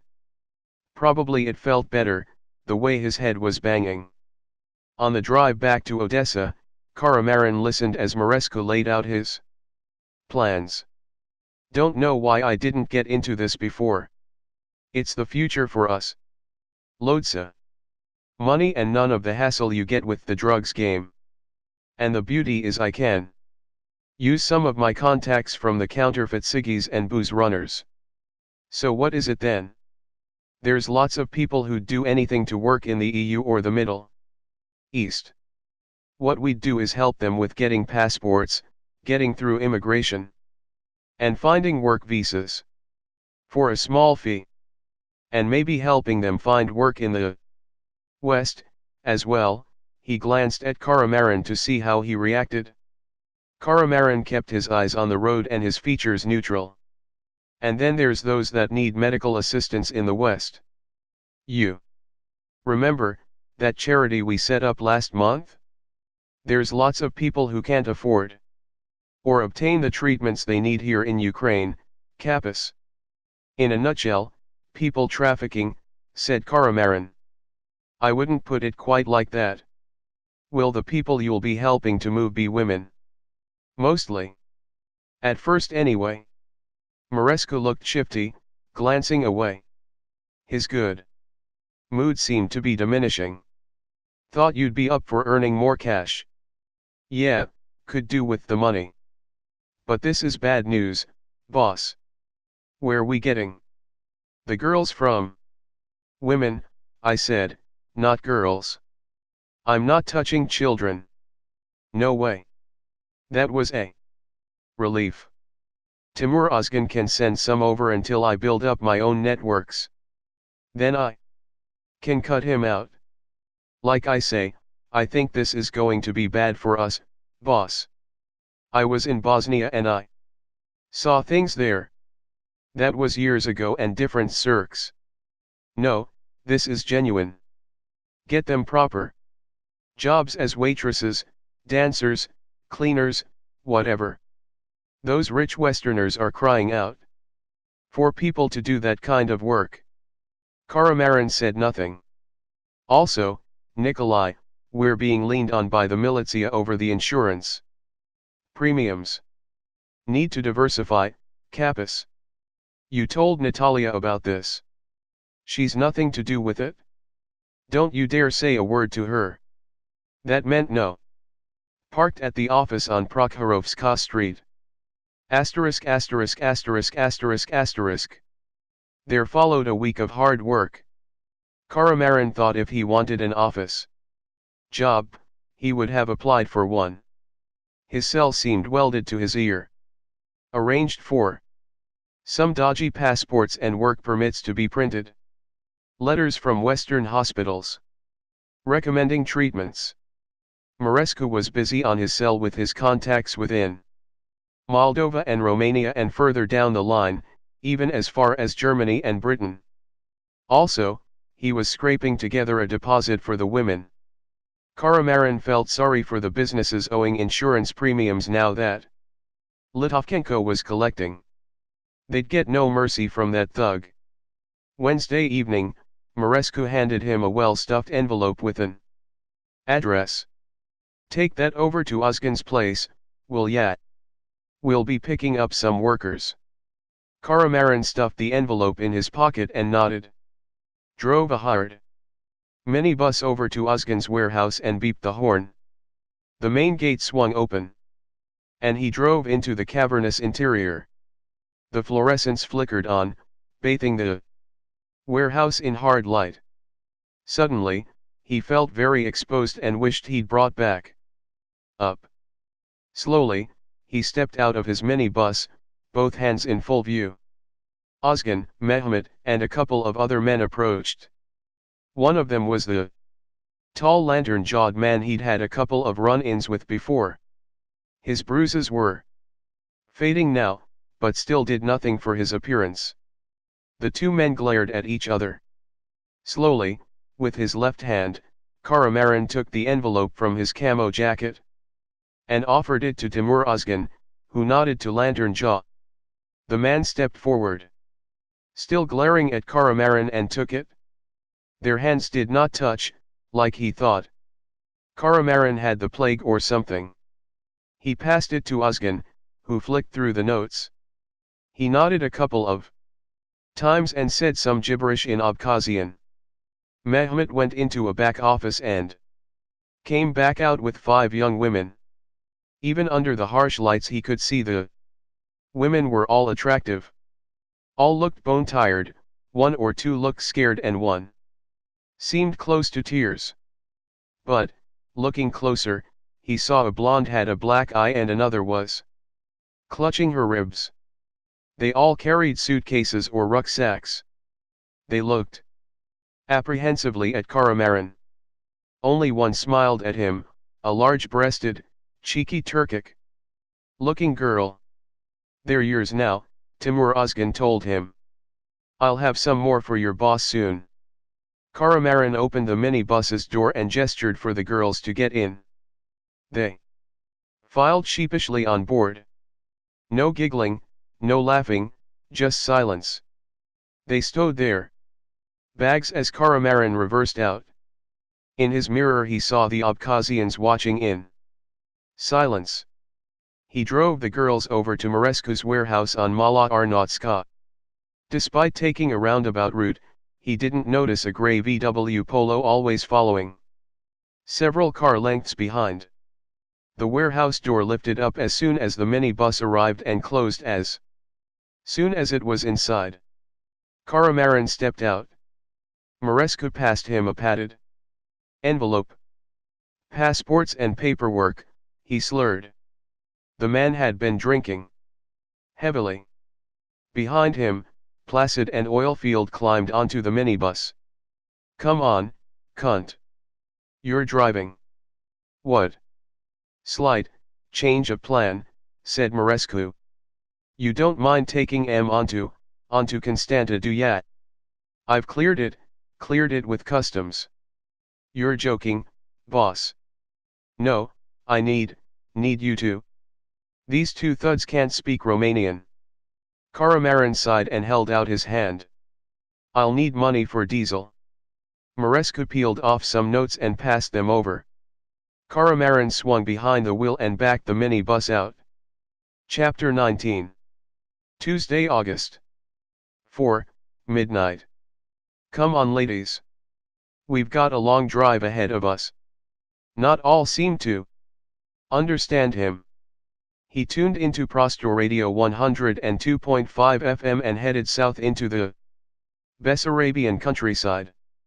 Placid and oil fields sprawled on the back seat. They had a couple bottles of vodka and were passing them round to the girls. Oilfield built a massive spliff and the heavy sweet smell of marijuana filled the minibus. Oilfield beckoned to one of the girls, a tidy-looking auburn-haired piece, and made her sit on his lap. Passed the spliff to her and after Placid took the joint, Oilfield started fumbling with her clothes. She squeaked and tried to wriggle off, but a few more tokes and vodkas calmed her. Placid took hold of another and dragged her down onto him. Hey, you, turn that shite off and put this on, shouted Placid as he tossed a CD up. Caramarin sighed and sighed again as thrash metal blasted out from the speakers. It was going to be a bloody long journey.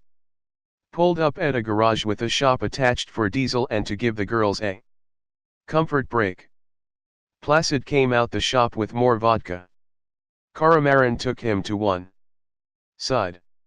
Right, I've had enough, I'm not crossing no border with drugs. Got that? Placid blinked. Who you telling what to do, cunt? Listen. We get stopped with drugs, we're going down. Got that? You wanna explain to the boss why we fucked up? Why he's lost a load of money? That what you want? The two men looked at each other. Caramarin stood on the balls of his feet, ready for action if it came. Adrenaline rushed through him. Who knew how Placid would react? Probably not even Placid knew. Yet it was Placid who backed down. Okay. Good, and leave the women alone, Capus. Why? They're only slags, who cares what happens to them? I care, so lay off. And tell your mate the same. Unless you want me to. Only 4 women had boarded the bus. Couldn't see the cheeky-looking Turkic girl. Feeling like he was in charge of a kindergarten, Caramarin re-entered the garage. He saw her looking at the food. The babushka behind the counter was watching the girl. Suspicion all over her creased face. Come on, time to go. He took her arm. She turned a tear-streaked face up to him. I'm so hungry. I haven't eaten for 2 days. What about the others? No, she burst into tears. Caramarin scooped up as many rolls, cartons of milk, fruits, sweets as he could hold and peeled off some notes and paid for them. Back on the minibus he handed them out to the women. Didn't give anything to Placid and Oilfield. Couldn't miss the evil look the 2 men gave him. Like he could care less. Whilst he was at it, ejected the thrash CD and back to the radio. This close to the border, he tuned into a Romanian language talk show. Just to wind them up even more. The minibus quietened as the girls settled down to sleep. The 2 hoods at the back talked to each other. Caramarin knew they were ranking him to the dogs. But couldn't care less. The dark, flat Bessarabian country unrolled beneath the wheels. On the outskirts of Ismail, a town a few kilometers from the border, Caramarin pulled over. The 2 hoods shrugged into wakefulness. Right. Anything I should know before we cross over? No guns, drugs, kitty. Porn, dead bodies. No, you can't. Clean as a whistle. Okay. Anything goes wrong, I'll let the boss know who fucked up. Got that? Turning his back on them, he walked up the gangway past the dozing women. And drove up to the customs post. Despite the late hour, there was still a queue waiting to cross the Danube into Romania. Leaving Ukraine was no problem, just a question of showing their passports. It was the crossing into Romania that was the difficulty. The minibus was waved over to the side of the brick-built customs post.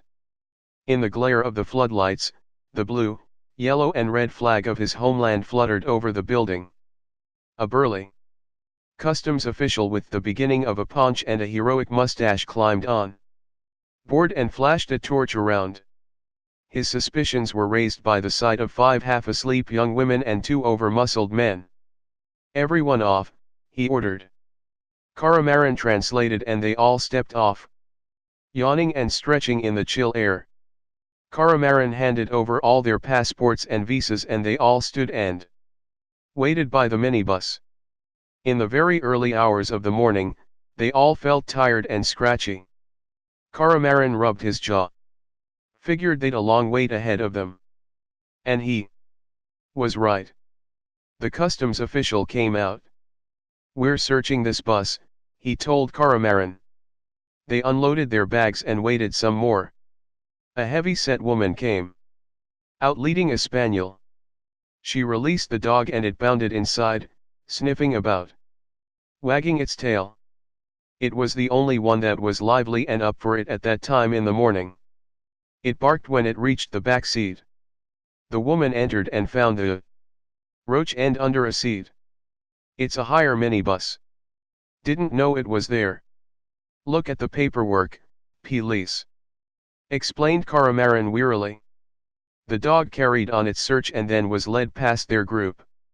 It wagged its tail furiously at Placid and Oilfield and almost wet itself by one of the girls. The woman led the dog away and returned. I'm going to search these women. Tell them, the big woman ordered. Caramarin explained. The girls looked frightened, one even started crying. They followed the woman over to the customs house. The 3 men were taken over later. They stripped, their clothes were turned out and examined. Catching sight of Placid's acorn knob, Caramarin thought he should tell him to lay off the steroids for a while. Might not go down too well. Hey, might be a good idea to lay off the roids. You know what happens, don't you? He waggled his little finger. Litovchenko glowered, flexed his heavily tattooed hands, but even that psycho wasn't going to kick off in a customs house. Not when he was naked. And there were men with kalashes standing about. Of course, the humor vanished when one of the officers slipped on the plastic gloves and went prospecting. That was no fun. Eventually, their clothes were returned. They filed back out and saw more customs officers searching their jacked-up minibus. Cushions lay on the concrete next to some side panels. One had drained the tank and the diesel stood in jerry cans. The wheels had been taken off with the deflated tires loose around their rims. Caramarin stood next to the huddle of women. One was crying, but the others looked as disheartened and deflated as the tires. Couldn't think of what to say to them. One of the officials told Caramarin they'd finished. Caramarin picked up the wheel brace from the concrete and started to replace the wheels. Placid shrugged his shoulders and started making calls on his cell. In fairness to him, after a moment, Oilfield rolled up his sleeves and joined in with refilling the diesel. Most of it was still there. A couple of the girls sorted out the minibus's interior. All the same, it was well into the morning and they were many hours late. Before they were ready to roll, Caramarin collected their papers and drove into the sun on the way to Constanta. He pulled in at the first diner he came to. Told Placid to pay for breakfasts as he was skint. Earned himself another black look, but the big doorman ponied up the folding. It was late morning before they arrived at the port of Constanta. Placid moved to the shotgun seat and guided him to a lock-up on the dock road. Caramarin was surprised at how quiet and dead the port was. Not like when he was last there, years ago.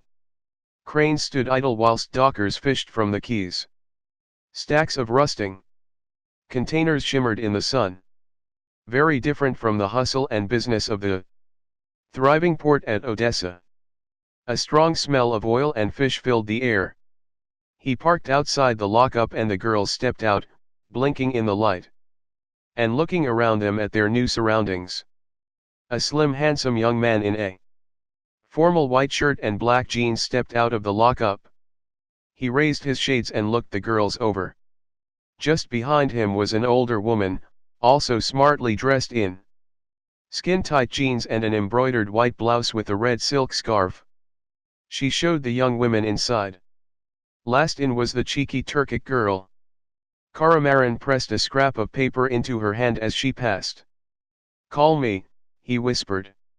She nodded once and followed the others inside.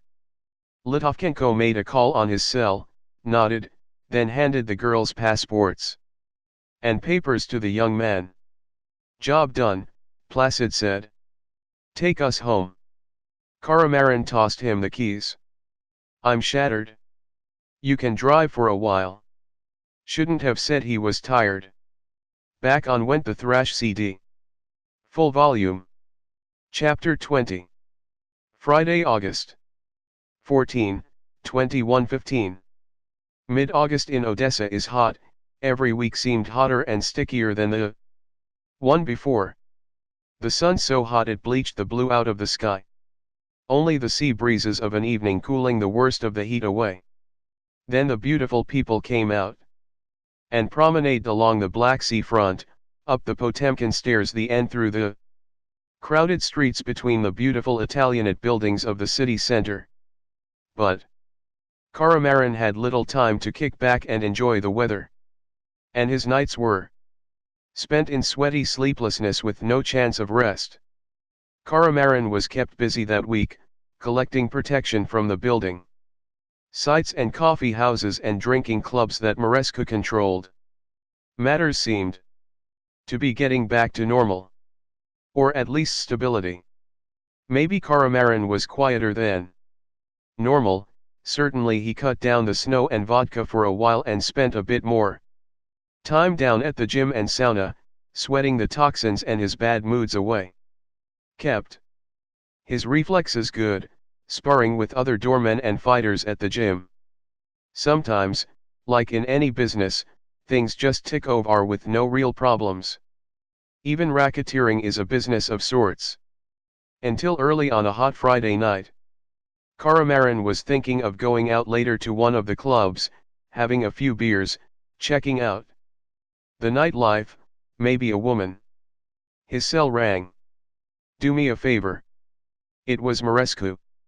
Telling not asking. "One of my shipments has come in. Slip over to Zavodska Haven and pick it up for us." Marescu gave him the details. That was the evening finished. Drove through the evening traffic to the oil terminals. Prostor Radio 102.5 FM banging out the top 40 hits, drowning out the noises of the city. He bribed the guard at the gate a few hryvnias and swung in, pulling up behind a stack of containers near the front. One of the containers was open. Figured that was the one. Picking his way between the oily puddles he called out to the Turk. "Munis Balioglu, how are you?" He greeted his old friend. The Turkish sailor wore a black beanie hat and the world's oldest pair of rigger boots. Caramarin pulled a thick envelope from his camo jacket. "Problem, my friend." Tossing a cigarette into a puddle. The stub hissed and died. Things had been going too easily this week. Should have known something was going to happen. Balioglu passed him a bound-up tarpaulin. Felt like several rifles, AK-47s, or AK-74s or their equivalents. Maybe a few pistols in there too. Caramarin raised his eyes. Gun running was another step up for Mărescu. Either the man was raising his game or was getting desperate for a bit of extra firepower. No problems here, comrade. What is it? Come. Balioglu said. The Turk took Caramarin to the rear of the container. His boots clattering over the metal floor. The last light of the day dimly illuminated the interior. He edged his way past the crates of Chinese-made machine parts and tools. There was a foul smell of piss and shit at the back. Huddled at the back was a girl. The Turk roughly pulled her up, made as if to hit her. She cowered away. No need for that, comrade, Caramarin said. He smiled at her and pulled the girl to the front where the light was better and the smell not so bad. You take her, Balioglu said. We don't want get involved with no illegal immigrants. Is too much hassle and money. The girl jabbered something in her own language. Caramarin looked questioningly at Balioglu. Kurdish, said Balioglu. Well, what's she saying? I dunno, do I? I'm a true Turk from Izmir. Don't speak no Kurdish. He shrugged. You take her, she nothing to do with me. Balioglu started to close the container doors. Well, what the fuck am I going to do with her? That's up to you. Balioglu leered at him. The girl was only about 15 or 16 years old. She had an oval face, dark hair under a headscarf, deep brown eyes. Not too tall, only about 1.6 meters. Her skin was not much darker than Caramarin's, but she was quite dirty. She was wearing a black padded jacket and dark trousers. She was crying harder now. So, there was no help to be had from Balioglu. When in doubt, phone the boss. Caramarin took her back to his Opel Combo. Mărescu told Caramarin to bring her back to the warehouse. Which was fine, but how was he going to get a crying girl out of the port and back through the crowded streets of Odessa? He put the weapons in the back and gestured for the girl to get in and lie down. He was glad the Opel was a van and not a pickup truck. Covered the girl and the guns over with another tarpaulin. He bribed the guard on the gates again and drove carefully back to Mărescu's office. Obeyed every traffic light and speed limit. If he was stopped, he'd be looking at years on remand in some hellhole prison. No way. Drove to the warehouse on Mala Arnautska Street, just to the south of the city center. Mărescu was big enough to keep away from drugs and guns himself. He wasn't going to be caught in the same room with them. His second, Dmitro Placid Litovchenko, met Caramarin at the opened warehouse. Caramarin stepped out and nodded to Litovchenko. He opened the back of the Opel Combo and threw back the tarpaulin. The girl cowered back. Caramarin could understand how she felt. In a foreign country where she couldn't make herself understood, and now, in the dark in the back of a pickup, she had two large men standing over her. He smiled at her and held out his hand. She had nowhere to go, so she wriggled out. What the fuck? Said Litovchenko, echoing Caramarin's thoughts. Stow away in the container, said Caramarin, taking the guns out. Bonus, said Placid. The huge steroid thug dragged the terrified girl into the warehouse. Caramarin followed and stashed the rifles in a hidden alcove in the wall. Placid shoved the girl into a secure cage and padlocked it. What you going to do with her? Asked Caramarin as Litovchenko passed him a thick wedge of hryvnias. Not my decision, pal. Up to the boss. Look, here's a bit extra. Have a good evening on me. I'll call Mărescu, but just do yourself a favor and forget her. Placid smiled. A look that did not reassure Caramarin. He walked back to his Opel Combo van. Had a really bad feeling as he watched in his mirror the doorman go back into the dark warehouse. This was not right, but he couldn't think what else to do. Not like he was going to ring one of the churches or a refugee center, let alone the corrupt militia. The bad feeling didn't go away as he drove back to his apartment in Moldavanka. The girl was unexpected. Not a bonus at all, but a problem. He knew he shouldn't have left her with a man like Placid, but what could he do? Showered, changed into a white shirt and jeans. Took a couple of lines of coke to clear his head and help him think straight. Maybe Placid was right and he should have a good night out. Called a cab and down to the Centurion Casino. He knew he'd be welcome there as Marescu was washing even more of his money through it. Also, his current girlfriend, Valeria, still worked there on the roulette wheel. He'd been busy, hadn't seen her for a week or more, so reckoned he owed her a visit. Threw in a few kopecks into the koi carp pool surrounding the Roma N statue for luck. He ignored the suckers glued to their slots and straight over to the roulette wheel. She saw him coming and smiled. Her wheel was busy, no surprise, with a pretty woman as the croupier to take the men's minds off their losses. There wasn't much space at the wheel, so he called over a hostess for a zibbert light as he waited for a space. Wasn't going anywhere else, no way. She wore the casino's uniform of a maroon shirt and waistcoat which was stretched over her full breasts. Dark black hair, dyed and tied back. But she had the most amazing green eyes he'd ever seen, almond-shaped, a hint of the Eastern steps in her, high cheekbones, and when she smiled, it lit up his heart and brightened his day. He'd missed that beautiful smile. The Centurion Casino ran an honest wheel. He stuck to his usual outside bets. Black or red, high or low, odds or evens. Figured that way he'd stand a decent chance of making money.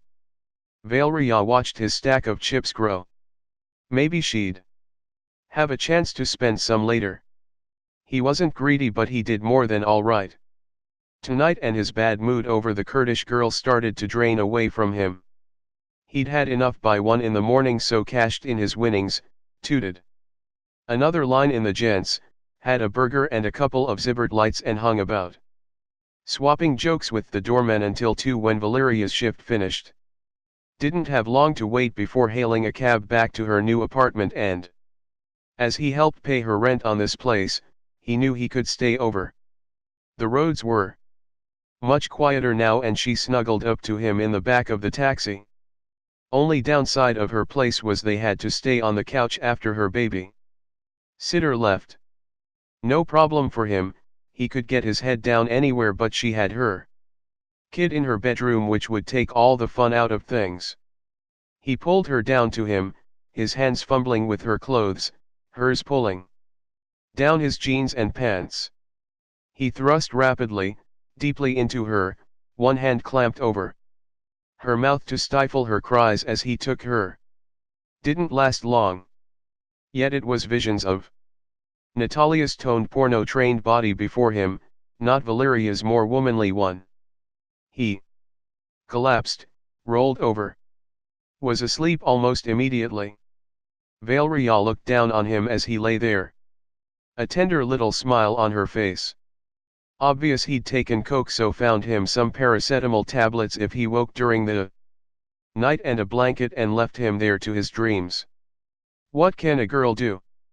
The man was helping her afford a bigger, better apartment, much nicer than the old one, so she didn't have to live with mum anymore. If he could only give up the coke, he'd be ideal. Chapter 21. Saturday, August 15, 12 o'clock. Saturday was a great day. He got up late, showered, read a paper. No coke.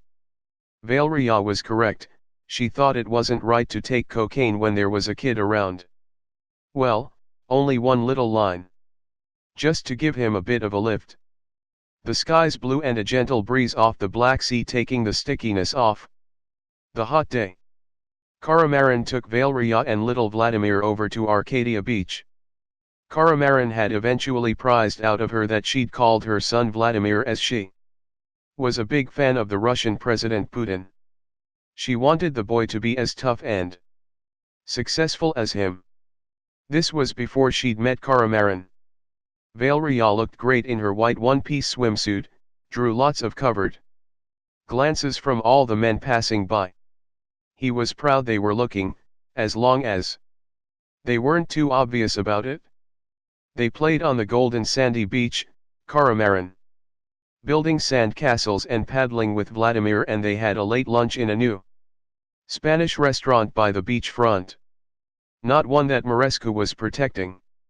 Caramarin did not want the chef gobbing in his food. Spent some kopecks in the amusement arcades. Eventually, carried an exhausted Vladimir home.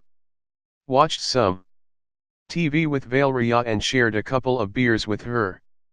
Sometimes, Caramarin could understand the attraction of being a working man with an ordinary job and being able to spend time with your family without having to look over your shoulder all the time. But he knew it wouldn't really do for him. He couldn't face the idea of working in an office all day, or in a hot kitchen or out on a building site. He'd never tried it, but no, not for him. Maybe the fresh air and relaxing day had worn him out more than he thought. His cell was ringing and he couldn't place the ringtone noise at first. He blearily dragged himself up from the couch, knocked the cell off the side table, and pawed the floor with his hands searching for it. It rang and rang. Valeria stood in her bedroom doorway, clutching her robe to her throat. He found the cell, pressed the green button. "Caramarin," he announced. "What the fuck took you so long?" "Oh, shit, it was Litovchenko, the man they called Placid, and not in a calm mood." Caramarin started to explain, but Placid cut him off. "Get your shagged out arse over to Mărescu's villa now. It's urgent, so get your cock out of whichever whore you're screwing with and get over here." In the background, Caramarin could hear Mărescu saying something. He heard Placid put a hand over his mouthpiece, but he still heard him say, "Yeah, told the cunt it was urgent." Back to Caramarin, Placid said, "It's fucking urgent, so bloody hurry up." Then Placid broke the connection. Caramarin looked at his cell with distress. This was important. Whatever it was, an industrial-sized quantity of manure had just hit the aircon. Placid was no charmer at the best of times, but even he sounded more wound up and angrier than usual. He glanced up at Valeria. "I'm sorry. Some things come up. I've got to go out for a bit." She knew better than to ask questions, just watched as he pulled on his camo jacket, jeans, and boots. She passed him his keys and pecked him on the cheek. "Take care, love." She went back to her room, not wanting him to see her eyes watering. Caramarin hurried to his Opel Combo, fired it up and drove as quickly as he dared risk it up to Yuzhny. His mind turned over the possibilities. What could have gone wrong? Because they weren't inviting him over for the pleasure of his company. He was sure it wasn't him. Despite working for people like Mărescu and Litovchenko, he'd always played it fairly straight. Never schemed off the money, always done as he was told, hadn't snitched to the militia, kept his coke habit under control. Sort of. No, he couldn't think that he'd done anything wrong. So he was in a calmer frame of mind as he swung up the drive of Mărescu's villa. The electric gate swung open as he drove up. His headlights picked out Litovchenko standing by the door of the triple-wide garage. He was waving him over.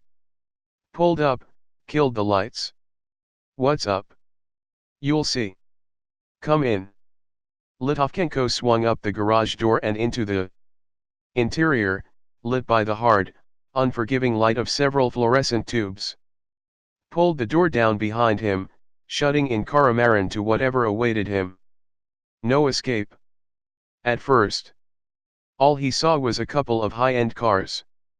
Marescu's favored Mercedes, a BMW X5 4x4 SUV that Marescu had treated himself to recently.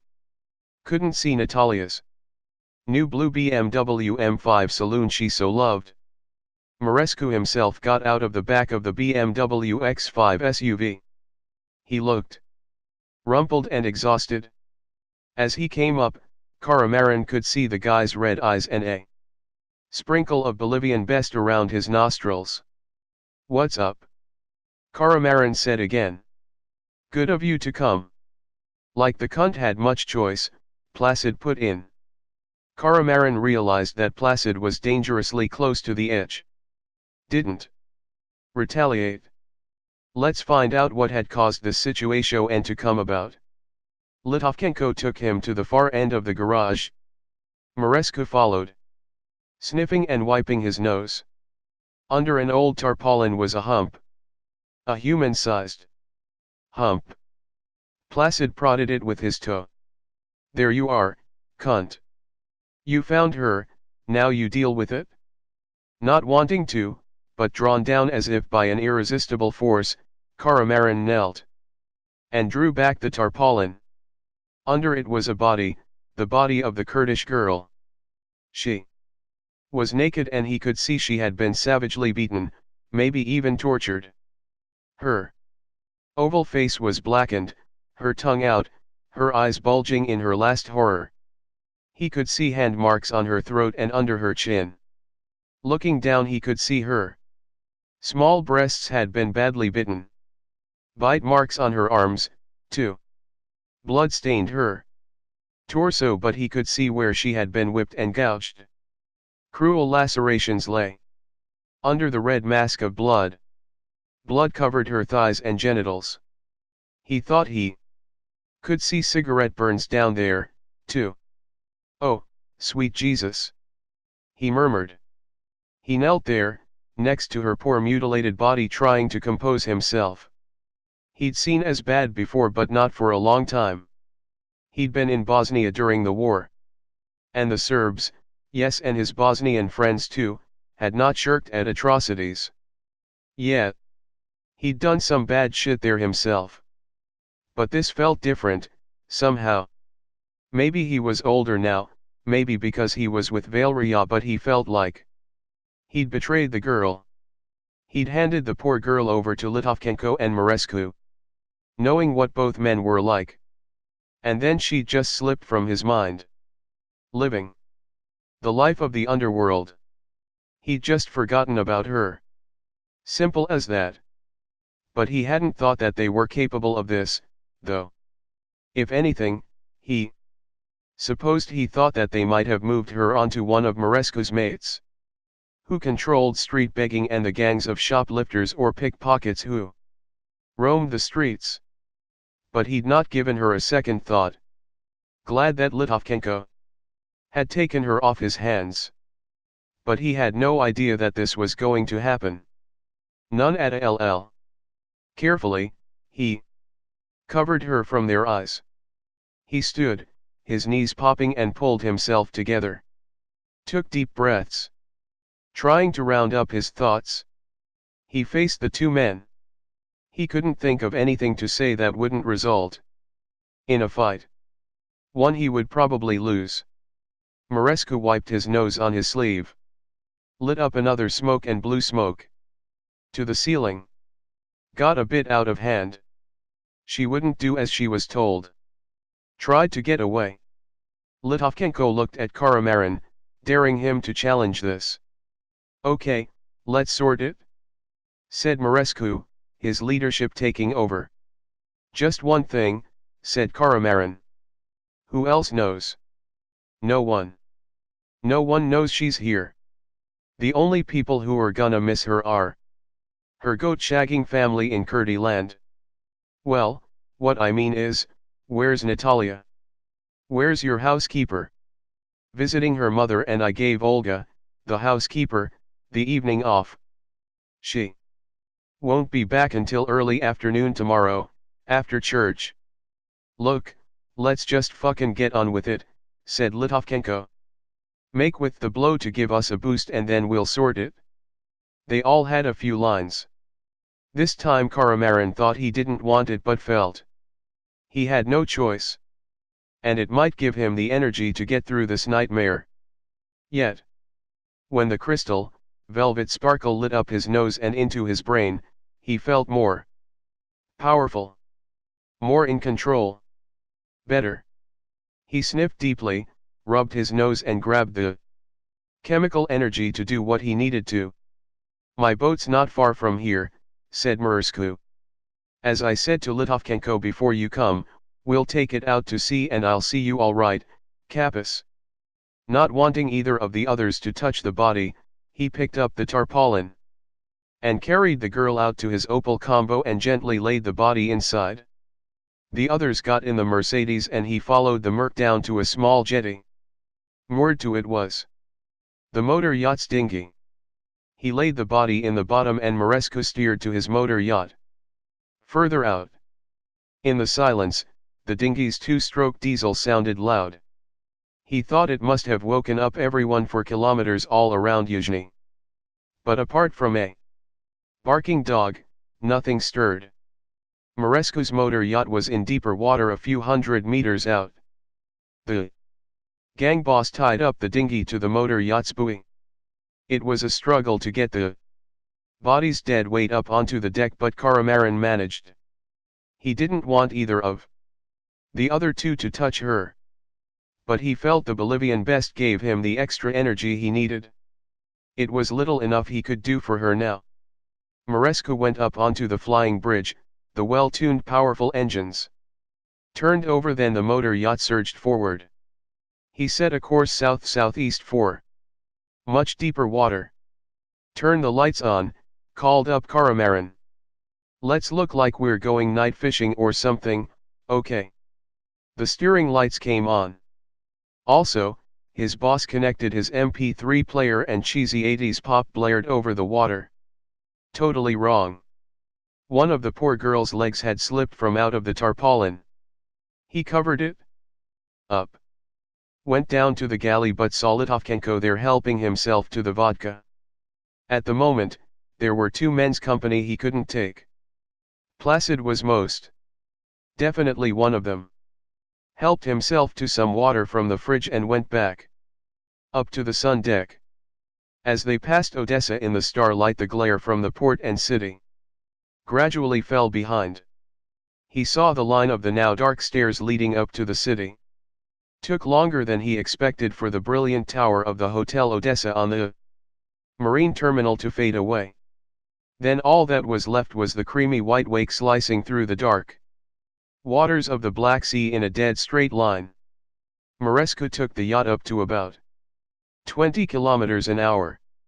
The powerful engines sped the boat through the night. Caramarin found a deck chair and closed his eyes. Suddenly, the motor yacht was flooded with harsh, white light, drowning out the stars and the few lights from the shore. A powerful searchlight nailed them in its glare. Caramarin's hand went to shade his eyes. A voice, distorted by the loudspeaker, commanded the boat to pull over. Behind him, he heard Litovchenko run up the stairs from the galley. Glancing at him, Caramarin was horrified that Litovchenko was carrying an AK-74 assault rifle, one with a folding stock similar to what he had been trained on back when he was a para in Romania. Oh sweet Jesus, Caramarin murmured to himself. The situation was rapidly becoming a disaster. Placid plus stress, plus coke, plus vodka, plus Kalash was not good. The extreme opposite of good. Very bad, in fact. Chapter 22. Sunday, August 16, 24:45. Put that down, Caramarin said, his hand on Litovchenko's arm. Murescu had slowed his yacht, and it started to roll slightly in the swell as the speed tailed off. As the other boat got closer, Caramarin saw it was one of the Militsia's customs vessels. Its pale grey hull loomed over the motor yacht. From the low perspective of the motor yacht it seemed the size of a cruiser. The searchlight moved away slightly, cutting the glare. "Where are you going?" The officer's voice boomed out over the loudspeaker. Distorted. "Deep-sea fishing, Captain," called out Maresca from up on the flying bridge. "What was that?" "Deep-sea fishing," he shouted. "Oh yeah. That's right, Captain. We're looking for octopuses. It's easier to catch them at night." Up above he saw Maresca wave a wicker basket and net in the air. Caramarin knew fuck all about the habits of the octopus but figured that a man in charge of a naval vessel probably knew far more about deep-sea fishing and marine animals than he would ever know. Maresca's story sounded pathetically thin. Even with the fishing tackle. Far as he knew, Maresca only used his yacht for fun and games involving vodka. Permission to come on board. His heart raced. Despite the cool air out to sea, the sweat stood out from him. Oh, now they were fucked. No way out of this one. Not with a mutilated dead body on board. They were too far from land for him to dive overboard and swim ashore. The customs boat would round him up in minutes even if they didn't just shoot him dead. In the water, he saw Litovchenko look at the assault rifle on the deck nearby. If Placid started blazing away there would be no mercy. The customs boat would blow them out of the water with its cannon. Once again, it fell to Maresca to size up the situation. "We're in a little bit of a hurry, Captain. My friends want to catch octopus before dawn. Maybe you could check it out later? Nicolae, send some drinks over? Only the very best for our gallant Ukrainian sailors." Caramarin couldn't take it in. Took a push from Placid to get him moving. He ducked his head and went down into the galley. In the fridge were several bottles of imported Finnish vodka. Finlandia. Excellent. Top gear, made with pure glacier water. If anyone knew how to make vodka, it was the thirsty Finns. He carried them up and carefully tossed the bottles over to one of the sailors on the customs vessel. "I've got your registration and I'll be checking up," the officer's voice boomed over. "Take care out there, boys." The vessel turned, tooted its horn and accelerated away back towards Odessa. "What the fuck?" said Caramarin. The adrenaline rush went. His legs trembled and he felt like he was going to throw up. Only a few minutes ago, he thought he was looking at many years rotting in prison if he was lucky and being riddled with gunfire if he wasn't. Maresca laughed like a loon. The relief had got to him as well. "They think we're smugglers or drug runners," he called down. "But thought there's no point stopping us on the outward leg 'cause we'd have nothin' on board. But if we'd been coming back, they'd have been all over us like crabs." He laughed again. "Bet you shat your pants there, Nicolae." "I can smell 'em from here," Placid said. "Can't say as I blame him. It was a close call. If we'd had someone willing to do the job our taxes are paying for, we'd all be on our way to the clink now." Maresca started up the engine again and the motor yacht picked up speed heading further out into the expanse of the Black Sea. About 30 kilometers out, Maresca cut the engines. Turned off the music. Sudden silence fell upon the yacht. It slowed then rolled gently in the swell. Placid came up out of the hold with a length of heavy chain and the dinghy's anchor. The coke had well worn off and Caramarin felt jagged and tired and worn out. But he was not letting a monster like Placid touch her body again. "No way. I'll do it," he said. "Suits me."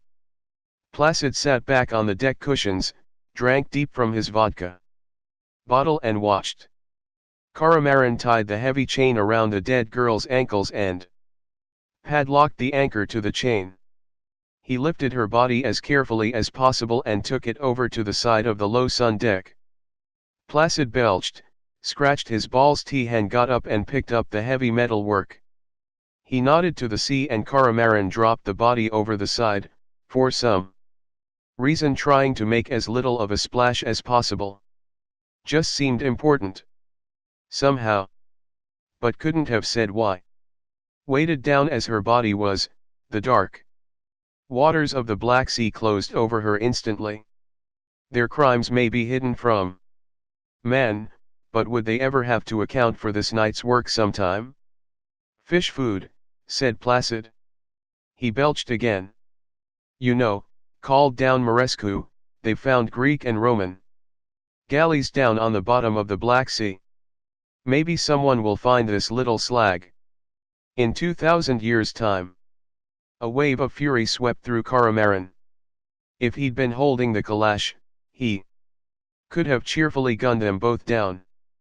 As quickly as it came, the anger went. And he felt totally drained and unhappy. Marescu turned the boat round and headed back to Yuzhny. This time. Romanian pop over the speakers. Caramarin slumped into one of the deck chairs. Pass me that vodka, he said. Wanting to drink himself into oblivion now. Don't just sit there, you lazy cunt. Placid again. Get the deck scrubbed clean. Don't want no fucking DNA on it, do we? Not that he needed to, but Placid was holding the cut-down calash. Not aiming it at Caramarin, but not exactly pointing it away, either. Thanks. I'd appreciate that, called Marescu. Wearily, Caramarin got a bucket, detergent, and a scrubbing brush from the galley. He knelt where the girl's body had laid and scrubbed the deck thoroughly. He thought about the poor girl and her end.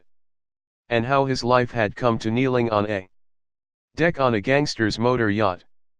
As he did so, he knew he didn't want to carry on working with these two pervert bastards anymore. Trouble was he couldn't see his way clear to leaving. Wasn't like it was the sort of job where you could hand in your notice and expect a farewell party and present. Okay, lads. Marescu had come down from the flying bridge when Caramarin finished the deck. He was holding out a garbage bag and wearing only his trunks. Put your clothes in here. There'll be DNA and stuff on 'em. Don't want nothing connectin' us to that little slag. Caramarin swore but stripped down.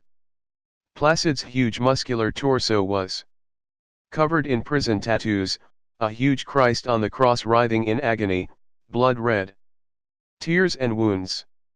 How anyone with a Christ on him could do what Placid had done beat Caramarin. Maybe the clue was in the tattoos on his hands. The bag was weighted and slung overboard. Marescu had timed their arrival for exactly 7 in the morning. Thought the customs inspectors would be doing their shift change about then. As it was, they moored at his villa at Yuzhny with no problems. Back up at the villa, Marescu lent them some fresh clothes. Didn't fit too well but they'd do. I appreciate your help tonight. I know who I can rely on when the chips are down. Here, take this. He handed Caramarin a thick wedge of notes and a small bag of blow. You're the best, Nicolae. The very best. Except that Caramarin felt like hurling the money and coke back. But he couldn't do that and expect to live long after. Several times on the drive back to Odessa that morning he felt like throwing it out the window. It felt dirty and tainted the very air of the Opel Combo. But that would have been stupid. He'd done the work. And here was the wages of sin. He pulled up at Valeria's apartment. No key. He knocked, waited and knocked again. She peered out, clutching her robe about her. She hugged him tight, squeezing the breath out of his lungs. She kissed him. I wasn't sure I'd see you again, she cried. Caramarin couldn't speak. Too many conflicting emotions. He felt so sorry for the dead girl, anger, and even hatred to Marescu, and placid and an overwhelming sense of despair and futility. Valeria was no fool. She'd seen enough in her life as a dancer and croupier. She could tell he couldn't or didn't want to talk about last night's work. Knew something had happened, as he was wearing someone else's kit and was as down as she'd ever seen him. So she let him have his way and didn't push him. Caramarin sprawled out on her couch. She got a blanket and draped it over him. When Caramarin woke that Sunday afternoon, he felt strangely refreshed and more clearly minded than he expected. Like his subconscious mind had worked overtime and come to some sort of decision. The roll of money was still in his pocket. He didn't want it, but he'd earned it. He divided it and gave Valeria half. Her eyes widened in surprise at the amount. "What'd you do, kill someone?" she joked. She saw the look on his face. "No, don't answer that. I'm sorry." "Forget it." She hurried into her kitchenette to brew tea. Caramarin followed. He had a few hidden stashes where he hid money and papers in case his world fell in and he needed to escape. Had a safety deposit box at the First Investment Bank downtown, one hidden under the floor at his place in Moldavanka, another buried out in the woods next to a lightning-blasted tree, and one with Valeria. Couldn't trust many people but felt she wouldn't let him down. He emptied out a coffee tin, added most of his half to the roll inside, glanced at the phony blue Moldovan passport and refilled it, and resealed the tin. The tea had brewed by now and he sipped it gratefully. "Can't go on like this, love," was all he said.